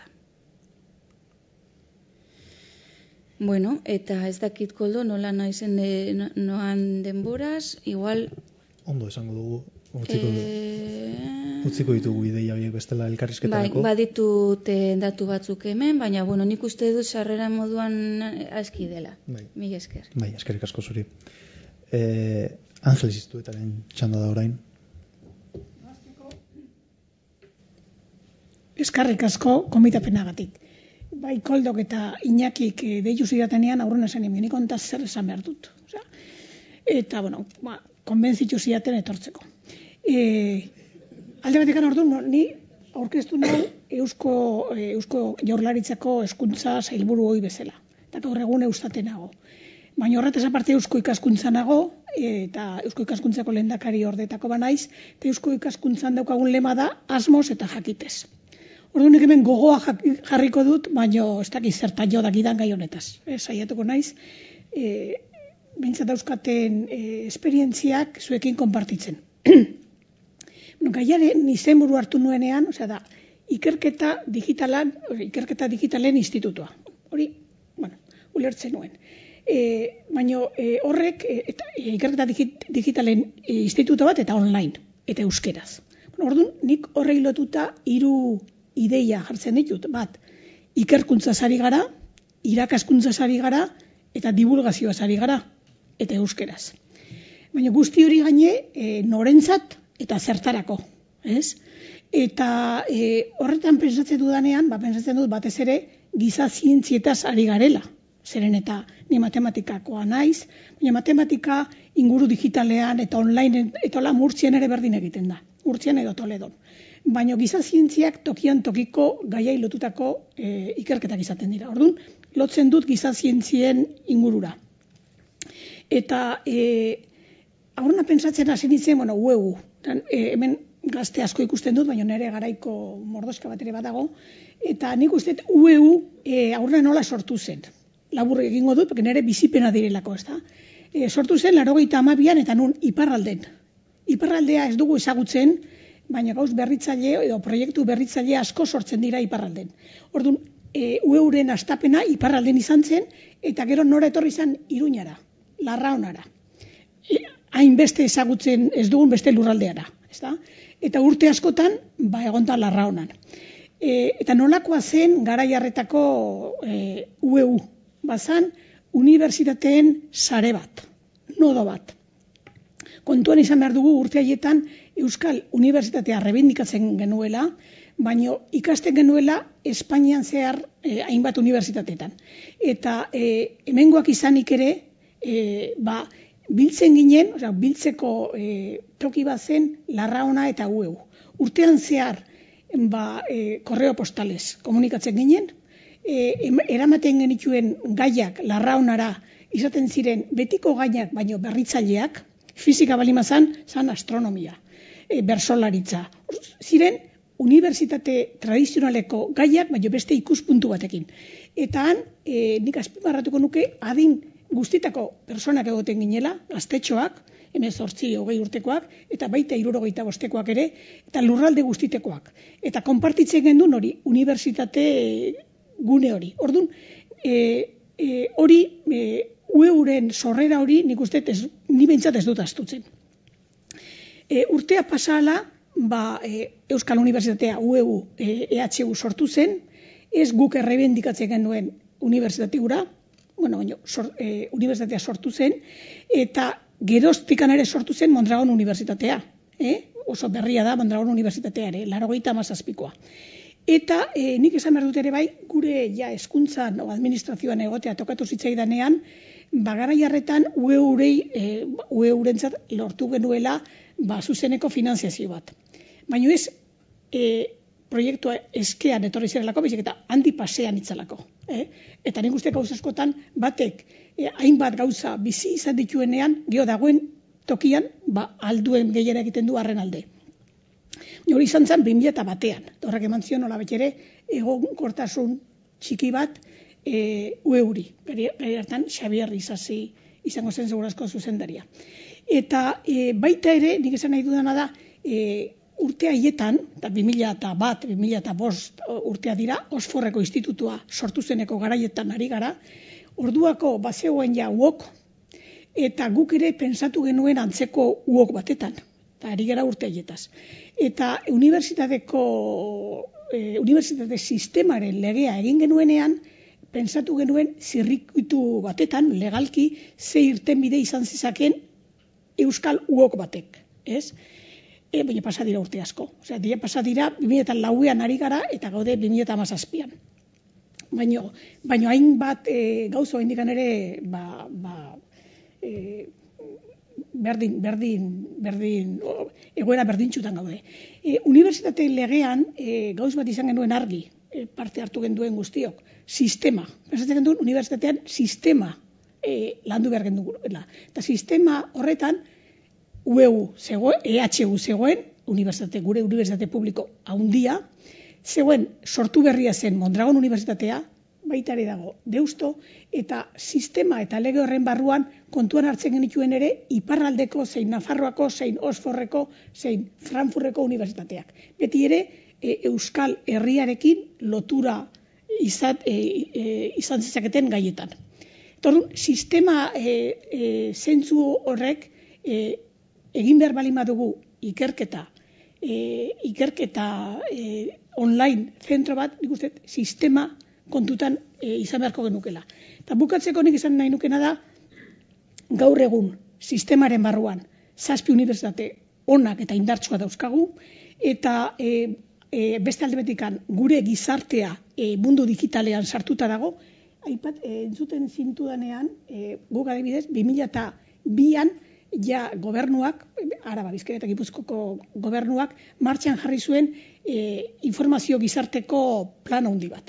Eta garai harretan ja intzian infrastruktura jarri, gaur egun berritzen ari dira, porque ordungo infrastrukturak gaur ahul gelitu dira, baina intzan alegina handi bat, eskola munduan, hezkuntzan, osasun sisteman, eta alegina handiena ordun egintzan.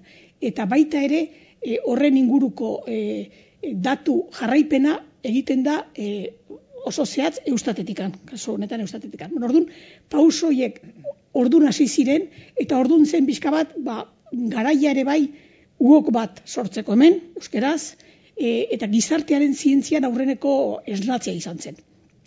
Ni pensatzen dudana da, orain badela momentua unibertsitate online bat sortzeko euskeraz, aurrei lotutako ikerketa instituto online bat, baina horrek aurrera joan behar bali badu, sarea kontutan izan behar dugula. Osea da, sarea eta nodo bezala. Eta sare horretan, daude unibertsitate guztiak, eta ez unibertsitatea bakarrik, baizik eta daude gizarteko agenteak, administrazioa eta dena. Eta oraindikan, badago orain da momentua, baino sare bezala planteatzen bali badugu. Beti izan da gure beti izan da gure asmo bat, eta batzutan dezepzioare sentitzen dugu urteak joan urteak etorri, eta ez dugulako gauzatzen amets hori ez, baina zorionez hor dago UEU, hor dago Iñaki eta bere taldea jarraitzen duena gogoz gai honetan, eta esan beharreko ez dakit lotu nahi zen izenburuari o gaiari, ez dakit, baino nire gure ibilbidea behintzat konpartitu nahi izan duzu. Bai, lotura eta ibilbide bikaina izan da. Azkenik Garbine Iztuetaren hitzak izango ditugu, eta gero elkarrizketan hasiko gara.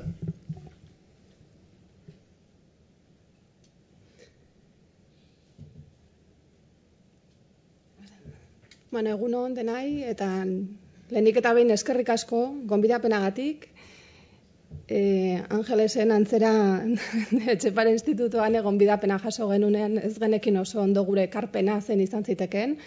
Gaurko sarean eta sisteman, azkena naiz hizketan eta oain zentzua ikusten diot benetan. bigarrenik berriz mila esker aurreko mahai-inguruko gonbidatuak ekartzeagatik eta Victoria Nasen ekarpena luzatzeagatik. Benetan nik uste oso aberasgarria izan dela gure kasuan Etxepare Euskal Institutoarentzat eta etorkizuneko perspektibentzat, egia esan. Nire helburua da datozen 5-10 minututan gure ibilbidea aurkeztea eta eremu digitalean daukagune ibilbidea aurkeztea. Ze galdera sortu zaizkigunen lantaldean, Etxepareko lantaldean gai hau prestatzeko bilerak egin ditugunean, eta ze erronka eta ze ikerketa gai lirateken garrantzitsuak Etxepare Euskal Institutoarentzat. Lehenik eta behin nola definitu gai dezakegu gure burua gaurko testu inguruan, Etxepare Institutoa esango nuke dela euskara eta euskal kulturaren bidez Euskal Herria munduan kokatzeko erakundea. Bidea, tresna, hortarako gaude eta hortarako egiten deu lana. Helburuak, maila konkretuagoan zein dira helburuak, euskararen nazioarteko onespena sustatzea, euskararen irakaskuntza eta euskal gaien irakaskuntza eta ikerketa ere bultzatzea, baita erabilera ere munduan. Esan bezala ikerketa, hau da, masterreko lanak eta doktore tesiak, euskal gaiei buruzko doktore tesiak eta masterreko lanak munduan zehar, Atzerriko unibertsitateetan sustatzea. Orokorrean euskal kulturarekiko jakimina, bultzatzea, sustatzea, piztea, kasu batzutan, piztu gabe dagoelako, beste batzutan sustatzea. Euskal kultura egitasmoak nazioartean sustatzea, eremu akademikoan eta ez akademikoan. Euskal sortzaileekin, eragileekin, hau da, kultur sortzaileekin, eragileekin eta ekoizleekin batera lana egitea nazioarteko erakunde eta programatzaileekin batez ere, zubilana egiteko, harremanetan jartzeko eta horretan nazioartean sustatzeko euskal kultura. Eta gero orokorrean, mugaz haratago bizidian euskaldunak edo diasporan dauden euskal jatorrizko pertsonei euskal errealitatea hurbiltzea. Horiek dira gure helburuak. Lantaldean, Etxepare Institutoan 11 pertsona ari gea jardunaldi osoan eta pertsona bat jardunaldi erdian. Orduan, 11 pertsona eta erdin lana da euskara eta euskal kultura mundura zabaltzea.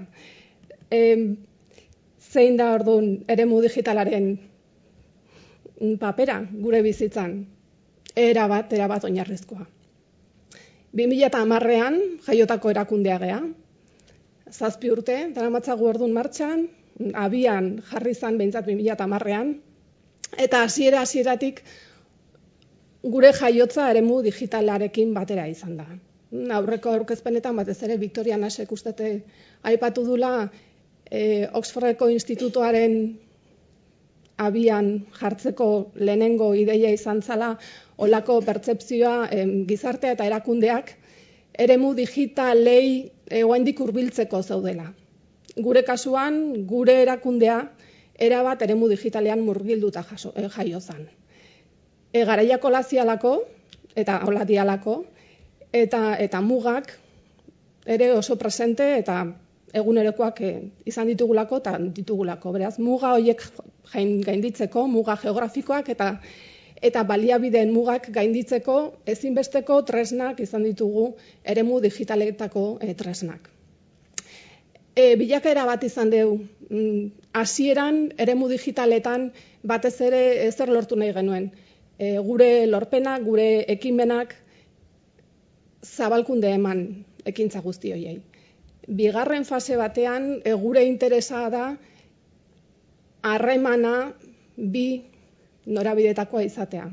Hau da, ez bakarrik jakinaraztea munduari euskera eta euskal kultura nolakoa dan eta badala, eta euskal gizarteari ere zerbitzu hori ematea, euskara eta euskal kulturaren tokia zein dan munduan, Hoi egiten dugu noski weborriaren bidez, hasieratik martxan izan dan tresnaren bidez, baita sare sozialen bidez.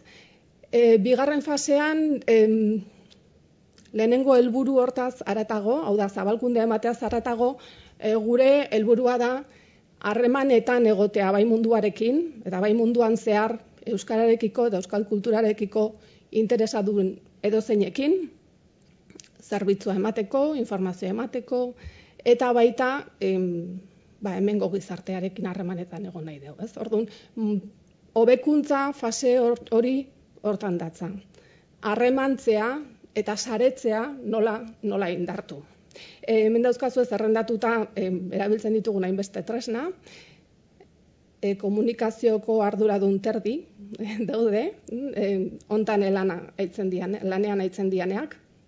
Eta hor ikusten dezue, azken aldean, bai intranetak eta izapide elektronikoak zerrendatuta daudela, ze gure eguneroko lanean noski eremu digitala guztiz oinarrezkoa da. Bai, diru laguntzetan eskabideak egiteko modua izapide elektronikokoa da, edo patronatuaren komunikazioa erabat elektronikoa da, hau da, bai, barne tresna bezala oinarrizkoa da, eta munduratzeko tresna gisa baita ere.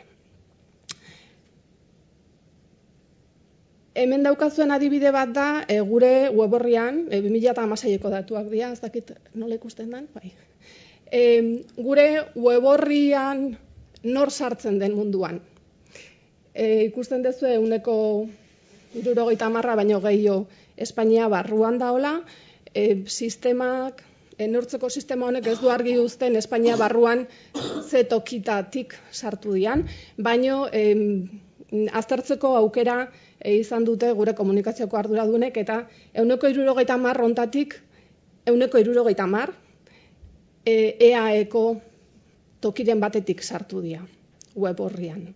Hau da, 130 nazioartetik, 170 Espainian eta 170 horren barruan, 170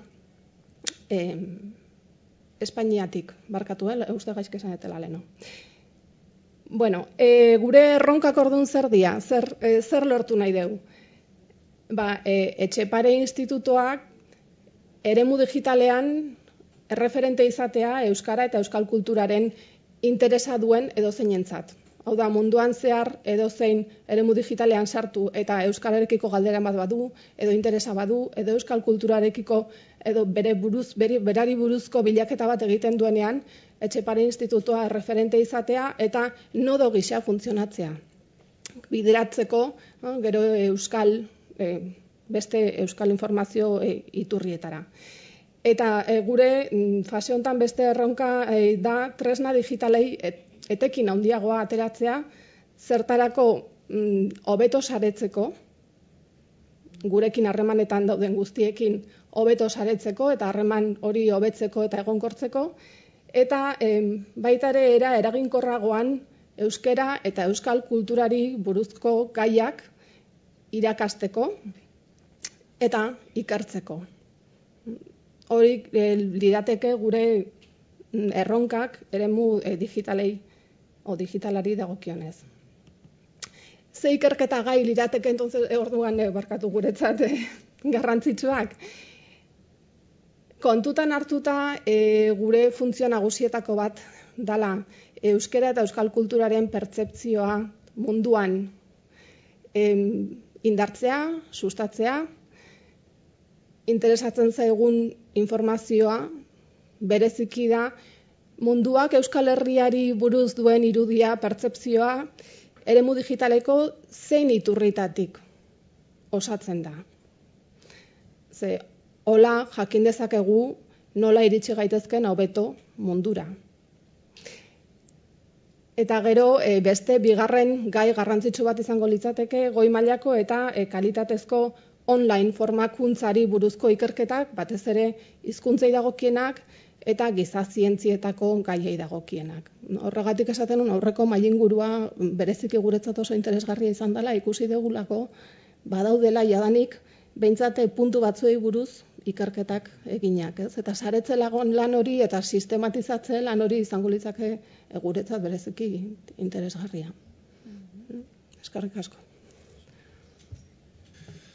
Eskerrik asko zuei, eta orain elkarrizketa datorkigu. Aurreko mainguruan galdera oso egokiarekin bukatu dute, Lore Arakistanik oso ondo plazaratu du, eta galdetu du, zeintzu dira erronkak. Eta Amaia Pabonek oso erantzun bikaina eman dio bai, nik eta bain hemen disiplina nitedatik ari gara, baina hemen erronka da herritarren bete beharra asetzea, haien bete beharrak asetzea. Hemen uste dut mai honetan ikuspegi hori bazagoela, herri perspektiba bat, prospektiban adituetakoak aurrera begira, euskarari, kulturari, garrantzia emanez. Orduan, hau baldin bada administrazioetatik, elkarteetatik ikusi duzuen egoera, galdera izango litzateke zeintzu dira erronkak. Hau da, zein da herri honek, Euskal Herritarrok ditugun erronkak ingurune digitalari begira, gainera jakin da ingurune digitala hitz egiterakoan hainbat gaietaz hitz egiten ari garela. Galdera hau, eta horrela denbora emate dizuet pentsatzeko, galdera hau ere publikoko guztiei irekia dago, nahi genuke elkarrizketa izatea eta ezoi galdera erantzun formatua izatea, eta Twitterren ere streaming bidez jarraitzen bagaituzue UI45 traolaren bidez aukera daukazue galderak botatzeko edo komentarioak esateko. Beraz zuen agita, zeintzu dira ditugun erronkak, eta ere gehiago zelan egin aldiozue aurre edo zelan ezin diozue egin aurre zuen administrazio eta elkartetatik.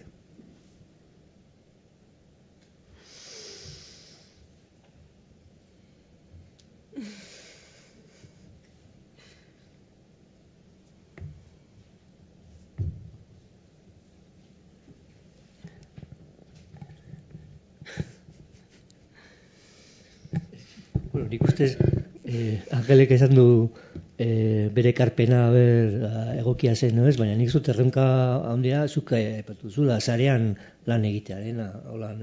Igual oso orokorra da, ez? Eta oso evidentea, ez? Baina herri txiki garen bezalako herri txiki batean, uste dut, igual erronka handiena dara. Orduan pizkatia erantzuta zegoen.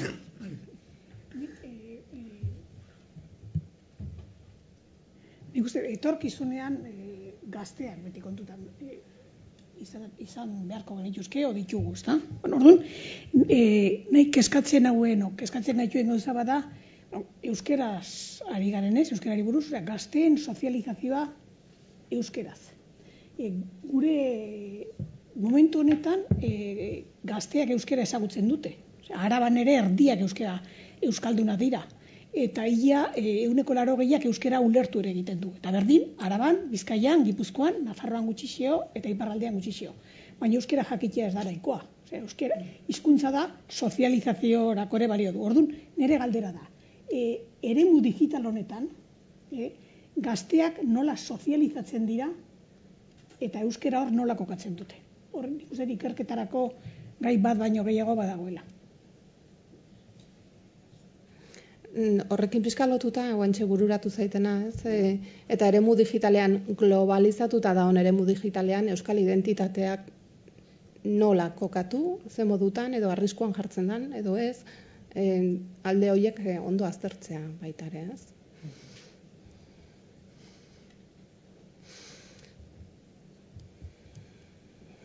Bai, gainera, galdera hau Victoria Nasek bota digun erronkarekin oso lotua dago. Hau da, berak esaten zuen instituto baten garrantzia, euskal instituto baten garrantzia, edo ditu diosa egun institutoa, markoa edo analakoa. Oso garrantzitsua zela bestela euskal kultura, euskal identitate, euskal hizkuntza inork ezuelako ikertuko. Beraz, hori baldin bada gure beharra, nondik hasi guzti hori egiten, ezta? Nik uste gainen, beti aipatzen da, globala eta lokala. Nik uste gure beharra dela, guk egin behar duguna da zuna jarri ere bai. Gauzak ikusi daitezke urrutitik, baina gertutik. Guk ez balen bat ditugu gure errealitateari gertutikan azterketak egiten, eta hori da giza zientzien alorreko ikerketa, ez? Baina ez du egingo. Hori gu bakarrik egin genezake, eta hor sartzen dut euskera eta gure errealitatea. Euskeraz edo euskera gaine mundu eleanitz batetan bizi da gaur egunez, baina zuna jartzeko ahalegin izatea. Hortan saiatu, fokoa jarri zuna.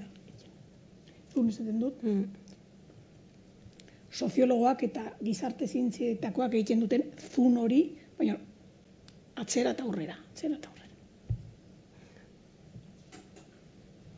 Eta gero gainera aspektu simboliko horretaz gain badaukagu aspektu material bat, Nafarroan oso ondo ikusi duguna eta da banda zabala zelan irekitzen den.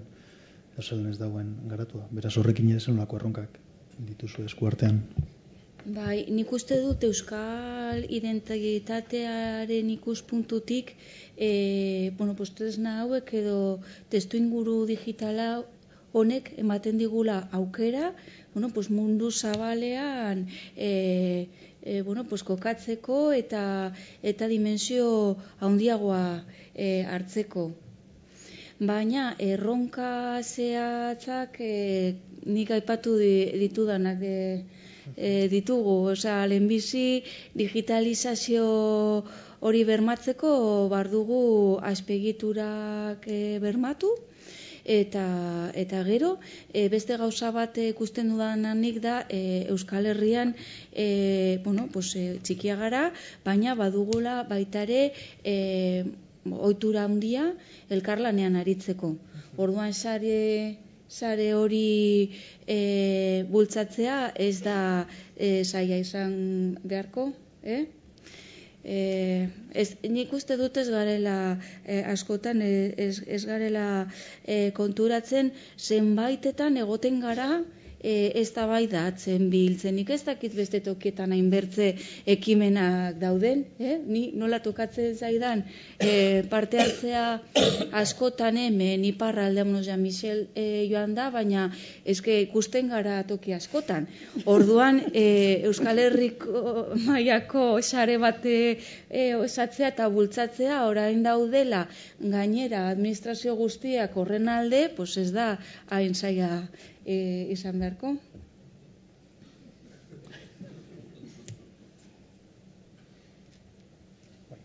Galdera bat, edo ekarpen badaukagu publikotik. Mikroa uste dute hurbilduko dutela. Eskerrik asko.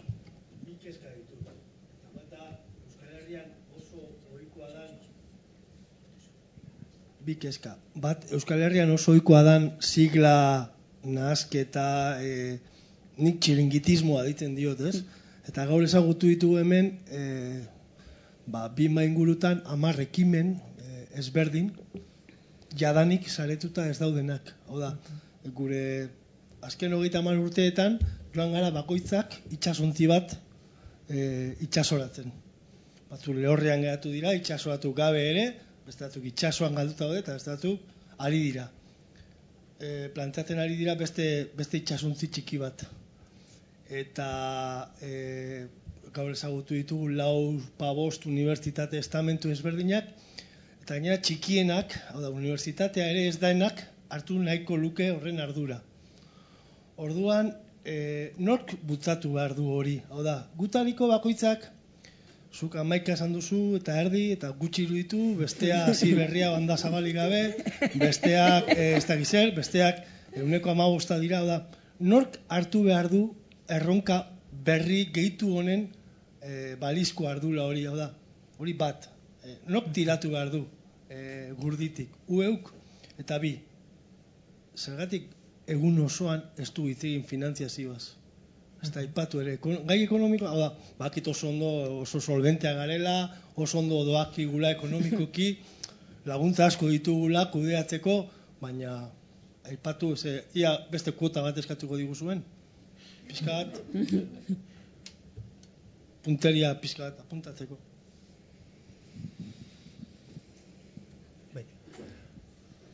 Uste dute zirela galderak eta ekarpena zirela, beraz ez dago erantzuterik, Josik, uste dute baseukala. Nork lideratu behar duen, eta nork finanziatu. Angeles, zuk nola izan duzun Eustaten ardura baino lehen hezkuntza sailaren, ez da? Osea, ikerketak beharrezkoak direla denok dakigu, ez da? Baina ikerketa horiek helburu aterako beharko luke hezkuntza arloan gutxienez, ez da? Orduen, ingurune digitalen ikerketak egiteaz gain, ikerketa hoiei zertarako bat bilatzea, eta batez ere, errealitate konkretu horretan, ikerketa horiek egin nahi ditugun, errealitate hori, nola hobetu, nola, interventziorako irizpide hori ere ez dadin gelditu, patxik esaten duen bezala, ez da? Osea, beste txiringito berri bat edo beste barku berri bat abiatu, eta kaso errealitatetik urrun gelditu, eta unibertsitate askori egindakioken kritika bat denez, gero errealitatean interbenitzeko edo errealitate hori eraldatzeko pista gutxi emate, ez da? Egongo litzateke ekimen hau sortzearekin batera zertarako sortzen den eta zeratako interbentzioa egingo den pentsatzea, saretzea aipatu duzue askotan sarearekin kontatzea, baina hori jaiotzen den momentu beretik txertatzea egongo litzateke, galdera orokorra da, baina Angeles gertu daukadanez. Bueno, aurrena, nork bultzatu lezakeen hau? Ba, nik uste ueuk egin lezakela. Batez ere, askoren arteko lankidetza behar duelako. Eta batzutan txikia da, nodo papera egiten duena. Ez da, hundiak ez du behar. Orduan, txikia da. Orduan, nik uste ueuk egin dezakela paper hori. Baita ere Eusko ikaskuntzak 7 herrialdetan Euskal Herri osoan gaude. Baita ere aliatu izan daiteke. Eta egon daitezke, bilatu erdi aliatu gehiago. Baina beti, esan nahi nuena da, txikiak egin dezake hori. Eta Oxforden esan dutena da, han sortu zen unibertsitate baten zati bezala. Hemen hori ez da posible. Hemen ja, EHUk ez du hau behar, hau gabe bizi daiteke, baita ere Arrasateko unibertsitatea, baita ere Deusto, baina denan artean, sortu behar dira, utzuneak, interesak hau sortzeko. Denon artean. Eta horretarako, esan dudan bezala, txikiak egin dezake paper hori. Diruarena. Unibertsitate sistemaren legea planteatu zenean, hau mai gainean egon zen, mai gainean eduki genuen. Eta orduan planteatzen zara zan, baina hain dela 13 urte zen. Orduan planteatzen genuena zan beste unibertsitate bat, uok bezalako bat. Hori legebiltzarrean onartutakoa, lege bidez. Eta ja bazaukan finanziazio bat berekin, gutxinez 3 milioikoa, zan plurianual bat. Bueno, nik uste unibertsitate berri bat sortzeko garaia pasa dela. Orain, inok ez dio, beste unibertsitateri dauden 7 unibertsitateak ez dute onartuko unibertsitate berri bat. Ez dute onartuko. Baina, bai sortu daitekeela 7 unibertsitateen arteko saretze horretan nodo bat helburu horiekin. Honik uste hori posible dela. Eta gero, Josik esan duenarekin, pasatzen naiz beste gaira, hezkuntzaren garrantzia. Ari gara ingurune digitaletaz. Lehengo unean nire lagun batek, lankide batek komentatzen zian. Gure 10 urtetik beherako umeak eta gazteak bizi dira honetan. Eta honetan, orduan hor ez ikertu bakarrik, zerbait egin behar da. Gure ari gara gure adinetik planteatzen, baina hor ja da beharrezkoa. Orduan, inguru honetan dauden ikerketa gaia, baina urgentea direnak asko dira. Gurasoak ez dakite, irakasleak ez dakite, zertan eta nun dauden beraien seme-alabak. Hori ikertu beharko da. Eta hori ikertzeko, bada, giza zientzitako hainbat alorreko espertuak bildu eta urgentea da. Ez da, urgentea da. Hori zuk esan desunarekin lotuta. Ni baikorra naiz, pensatzen dut, unibertsitate berri bat ez dela sortuko, uok bat bezala ez dela posible, baino bai sortu genezakela, esan duguna, ikerketa zentro bat, irakaskuntzare ematen dena, eta divulgazioara egiten dena, giza zientzien inguruan, eta hemengo gaieri lotuta, fokalizatuta. Bai, nik txiringitirismoaren ulertzen dut, baina nik uste dut sareko kontu hori eta ezberdinen arteko kolaborazioari esker, sortu daiteke da hori, elkarte bat hori da, ez gure elkartea azkenean dira 40 enpresa, baina zerbait aman komuna dago eta denen artean finanziatzen dugu, inkluso finanziazioa ez naiz hartuko, baina hori ere agian lortu daiteke egitela eta horrekin darra ematen dio eta benetan premiazkoa beharrezkoa bada, sortuko da, bestela pikutara joango da, ez bada norbait ipintzen dirua ipintzen, ez? Hori nik posible ikusten dut, benetako premia baldin badago, eta ikusten badute beste eragile ezberdinak, 10, 11, 12, 15 eragileak beharrezkoa dela, alako ikerpunta o identitate propioa aztertzea.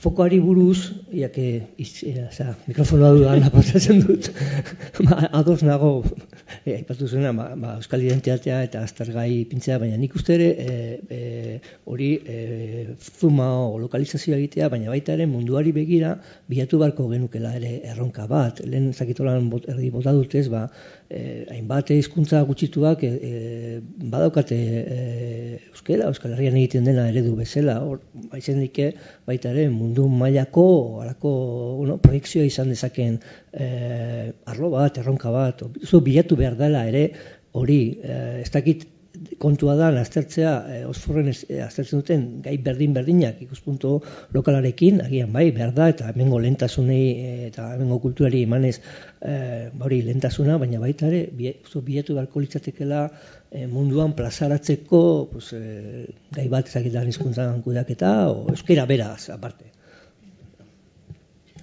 Bai, berriro ere Patxiren bi galdera hartuz, agian gaizke saldu naiz. Esan nahi nuena zen, oraindik ez ditugula erantzuna galdera horiek.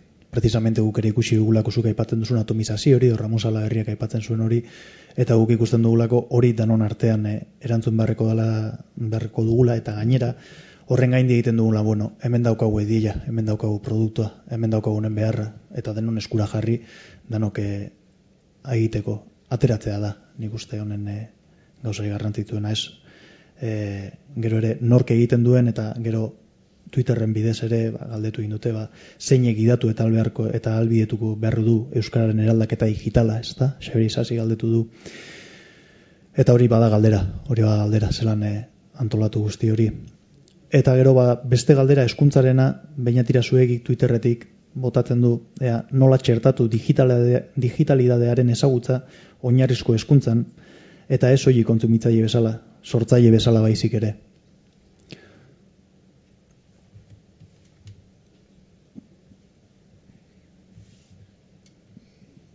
Bueno, ni pizkatik fokoak eta askotan azpiegitu da dena eta edakizen banda zabala eta kontu diekin.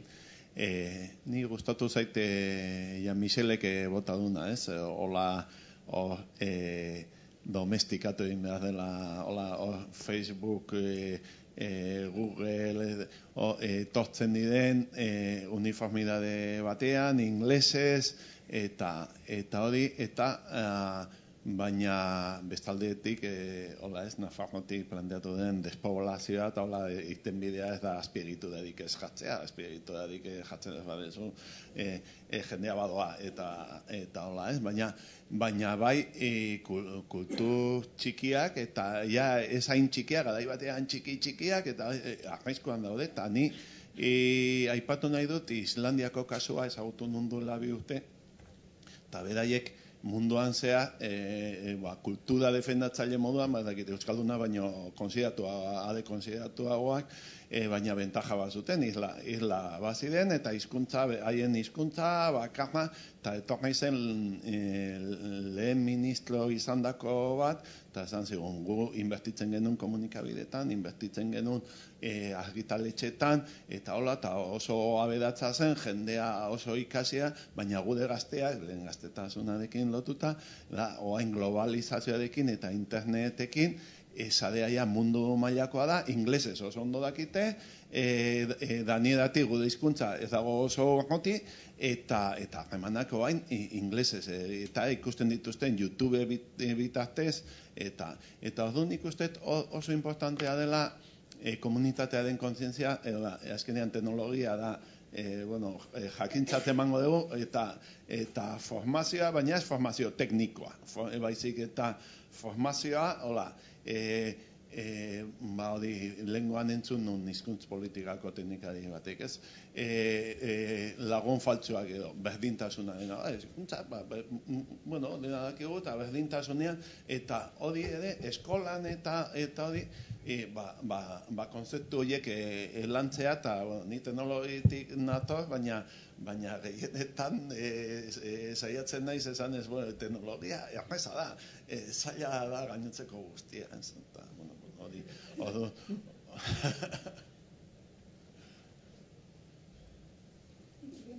guk mundu mailan esportatu dezakena, zuek esandako eritikan, ISAren adibidez. Osea, ISA taldean egiten dezutena da, hizkuntzaren inguruan euskera, baina beste hizkuntzarekin ere bai, hori esportatu daiteken euskerari lotuta dago, baina esportatu daiteken eremu bada.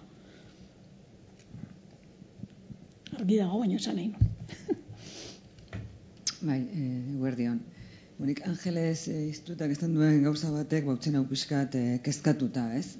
Oso argi eta oso zuzen esan duzu, ez duzu ikusten inundik inora online unibertsitate baten aukera momentuetan Euskal Herrian. Eta horren parez pare jarri duzu 7 unibertsitateen arteko lako elkarlan bat, ez? Karo. Nik ez daket online unibertsitate batek aukera dauzkan, 7 unibertsitateen artean online proposamen sendo potente indartsu bat egitea Euskal Herritarrei, Euskal Gizarteari izugarri zaila iruditzen zait. Iaia ezinezkoa, ez? Gogoratzen dit pixkat esaten denean, ez? Arazo bat kistatu nahi baduzu egin batzorde bat, ez?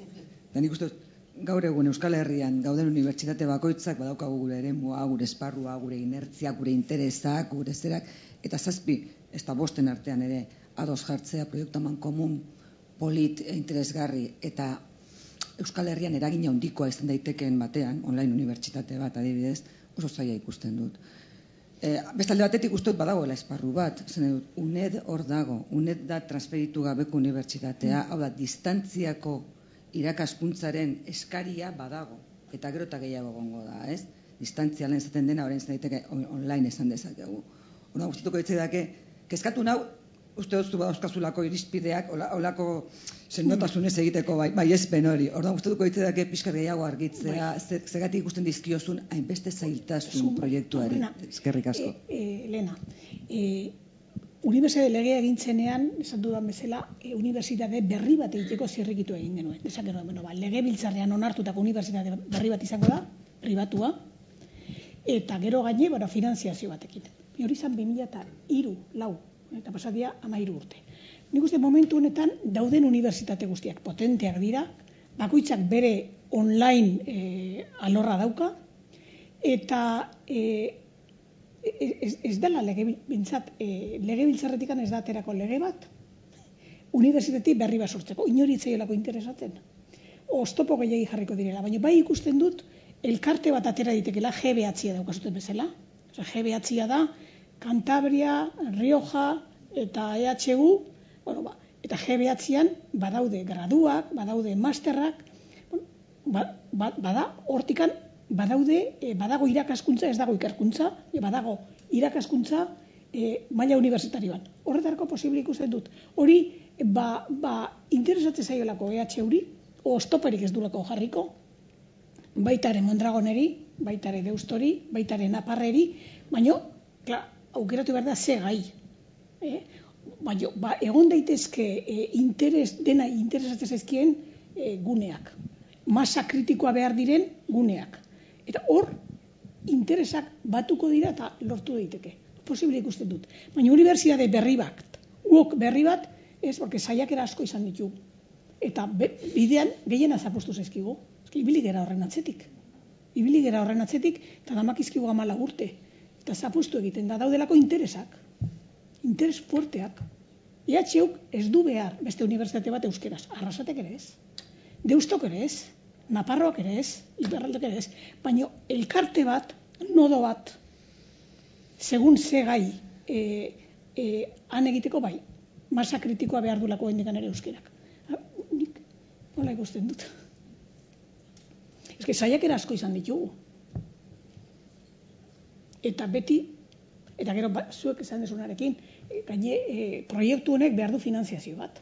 Eta finanziazioa egonkorra. Ez da urtebeteko txampon batzuk. Orduan, horretarako interesak batu behar dute. Da, komunión de intereses. Eta horretarako, nik uste momentua egokia dela.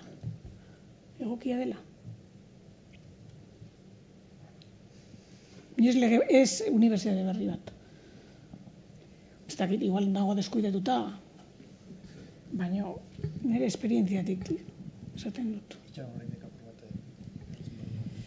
Bai, okurritzen ere zait ideia bat, ez dakit, hemen gaude Eusko Ikaskuntzaren kide batzuk, Eta, bueno, badakizue elkarteak bizi duela baitere krisialdi importante bat, eta oroitzen ari naiz nola Iruñan egin zen hausnarketa bilera batean komentatzen ziguten, bueno, pues, sortu zenean Eusko Ikaskuntza duela 100 urte, zegoela Euskal Herrian unibertsitaterik, orduan noski Euskaldunak biltzea hausnarketak, ikerketak iteko oso beharrezkoa zen, eta gero, hainbertze unibertsitateak joan dire sortzen eta indartzen, ja galdu duela pixka bat bete behar hori. Eta gero badakizue izan duela bere plataforma ere digitala, ikasketak eta, bueno, batez ere ikerketak ez, baina ikasketak baki iteko. Orduan ez dakit zuen esperientziaren aldetik aukeraren bat ikusten duzuen hortik. Izasko, ni Asmos da Eusko Ikaskuntzan daukan fundazio bat ikasketa online. Asmos sortu zen 2002an. Eta Asmoseko patronatura iritsi nintzen 2006an. Horreneko enpeñoa hau izan zen. Eusko Ikaskuntzak Euskal Herri osoan lan egiten dugulako, plataforma digitala zelako, eta ez bakarrik Asmosek, UEU, Eluia, baino gelditu egin zen. Eta Eusko Ikaskuntzak, lehen esan dut horregatik UEU badula aliatu natural bat Eusko Ikaskuntza izan daitekeena, Eusko Ikaskuntza dalako, egun urte jaio zen, era, asko berritu dugu, lehen sekzioka lan egiten genuen, era multidisciplinaria lan egiten dugu, eta gure helburuare hori da Euskal Herriari lotutako ikerketa gaiak. Egu ez gara ez unibertsitate, eta ez. Baina Eusko Ikaskuntzan bai lotzen ditugula, biltzeko aukera ematen nahi dugula bai administrazioari, unibertsitateri eta eragileari. Da esparro bat, da foro bat. Orduan, Eusko Ikaskuntzan gaietan ere hau badago. Horregatik ikusten dugu ez dela, ez Eusko Ikaskuntzanarena bakarrik, ez unibertsitaterena, da denona. Eta hor, figura juridiko bat ere badago elkartea, GBH-a, suposan desun, elkarte bat. Hoi, asko zarraxagoa da, aurrera ateratzea. Aurrera ateratzea arrexagoa da, eta posible da. Azkenengo galdera ronda bat egingo dugu, eta bukera mango dugu mai inguruari, eta gero 5 minututan egunaren laburpena egingo dugu. Nik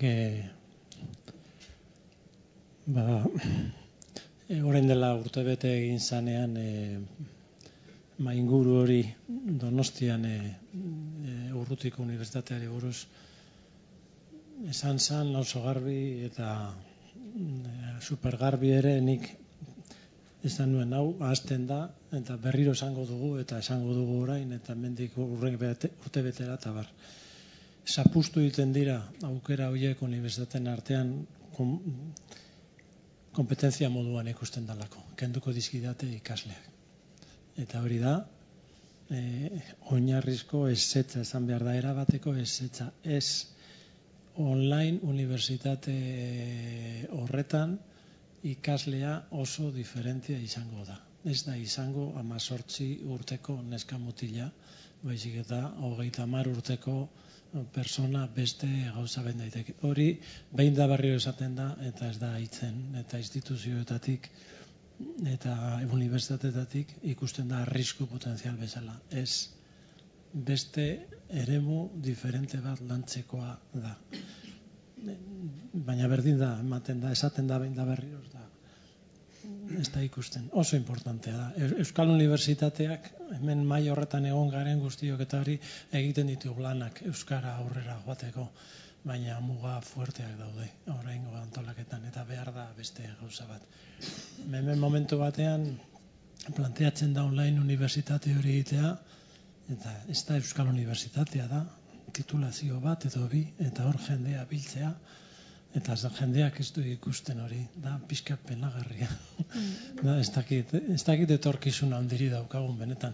Ikusten duzu ikasleak beste unibertsitateetan, eta bai, egiten dago ekuntzak, euskarazko giroa, euskal lerroak eta bar, saiatzen gara ikaragarrizko lan egiten, masterrak eta posgraduak egiten, eta nola ibiltzen garen, ikasleak lortzeko eta zer egiteko. Egoera, etorkizuna ez da oso ona eta jendeak ez du ikusten. Ben, aurrekoak ere esan dute, aurreko mailan ere esan dute, unibertsitate online horretaz ari balen magera ez da gaztetxoen. Ez gera, beste adin batzutako persona da, bizitzaren zeharreko ikasketari, oindikan, argi dagoela dala, baina oindikan ez dago ondo asimilatuta, eta oindikan ere ikusten da kompetentzia moduan. Baina bakoitzak, baina badago esparru bat, badaude ikasketak, ikarketak, non unibertsitate guztiak elkarlanean eginda denak irabazte duten. Oso argi dago. Ez dagoelako, segun ze gaietarako masa kritikoa behar dalako. Eta masa kritiko hori lortzeko hobea dalako elkartzea Nafarroko Unibertsitatearekin, Arrasatekin, Deustokin eta EHUekin. Argi dago. Baina kosta egiten da, baina argi dago, oraindik ere pentsatzen dugula 25 urte bitarteko ikasleekan. Eta hortikan aurrea dago. Gure ikasleak hortikan aurrea daude. Hortikan aurrea. Zapusketa hori nik uste dut horregatik dala. Unibertsitate bakoitzak ikusten du beste arerio bat. Eta ez da, eskatzen duguna ez da gauza handi bat, da titulazio pare bat ateratzea 30 personako entzat. Baina horregatik handu birtutea UEUk. UEUn dagoen jendea da EHUkoa, Deustokoak ere ikusi ditut, Arrasatekoak ere badaude, Nafarrak ere badaude, UEU hori da, sare bat. Baina hori da UEUk egiten ari dana. Hori eragiten, eta ez da ikusten inon, apostu fuerte bat. Parkatu, islari tarte moduan gainera hitza izan duzu lehen, orduan emango dugu hitza galderri eta atzean ere, uste dute esku etxatu dutela. Bai, ni kezka bat, eta da lehengo maila ikusita, eta oraingoa ere, sentsazio bat sortzen zait, jende asko leku ezberdinetan gauza berdina egiten ari dela, bai? Eta hori ez da ez ekonomikoa, ez praktikoa.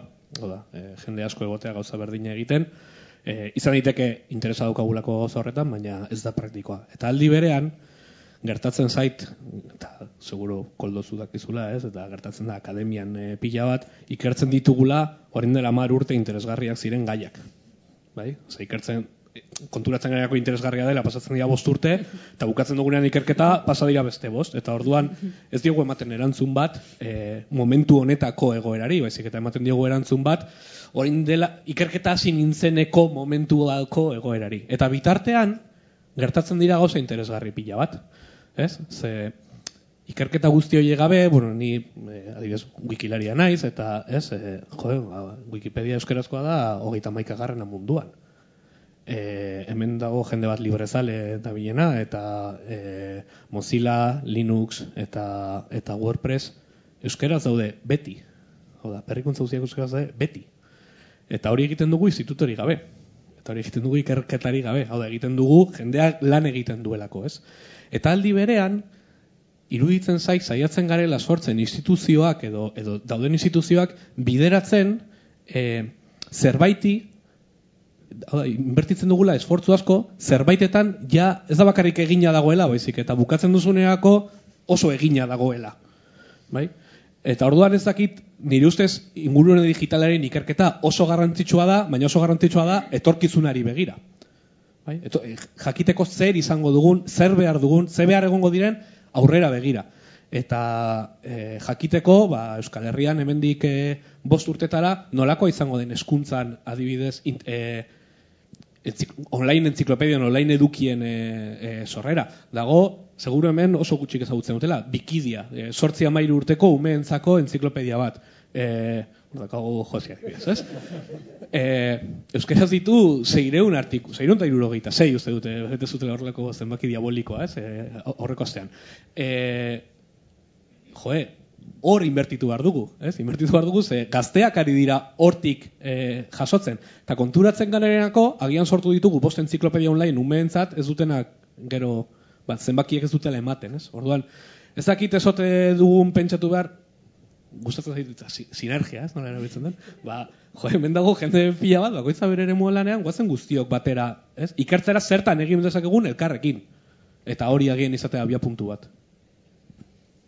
Eskerrik asko. Anatzetik ere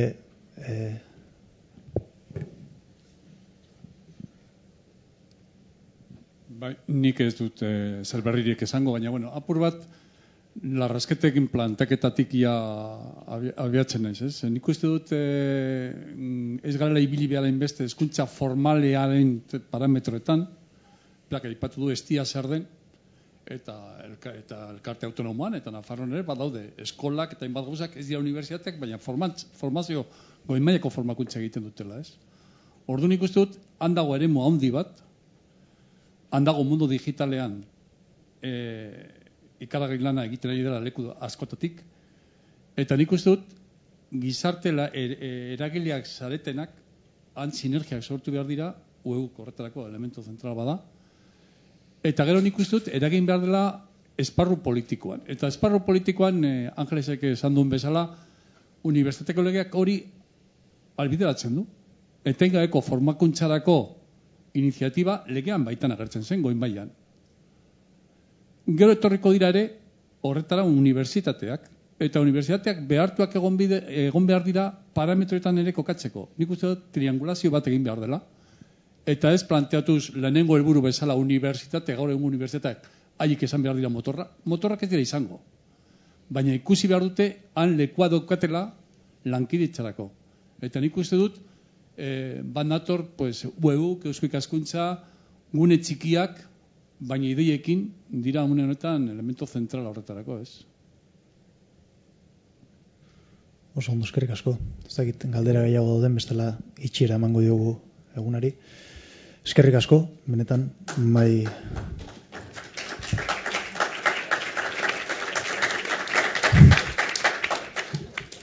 Eskerrik asko, txaloak, parte hartu duzuen guztioi, publikotik ere egon zareten guztioi.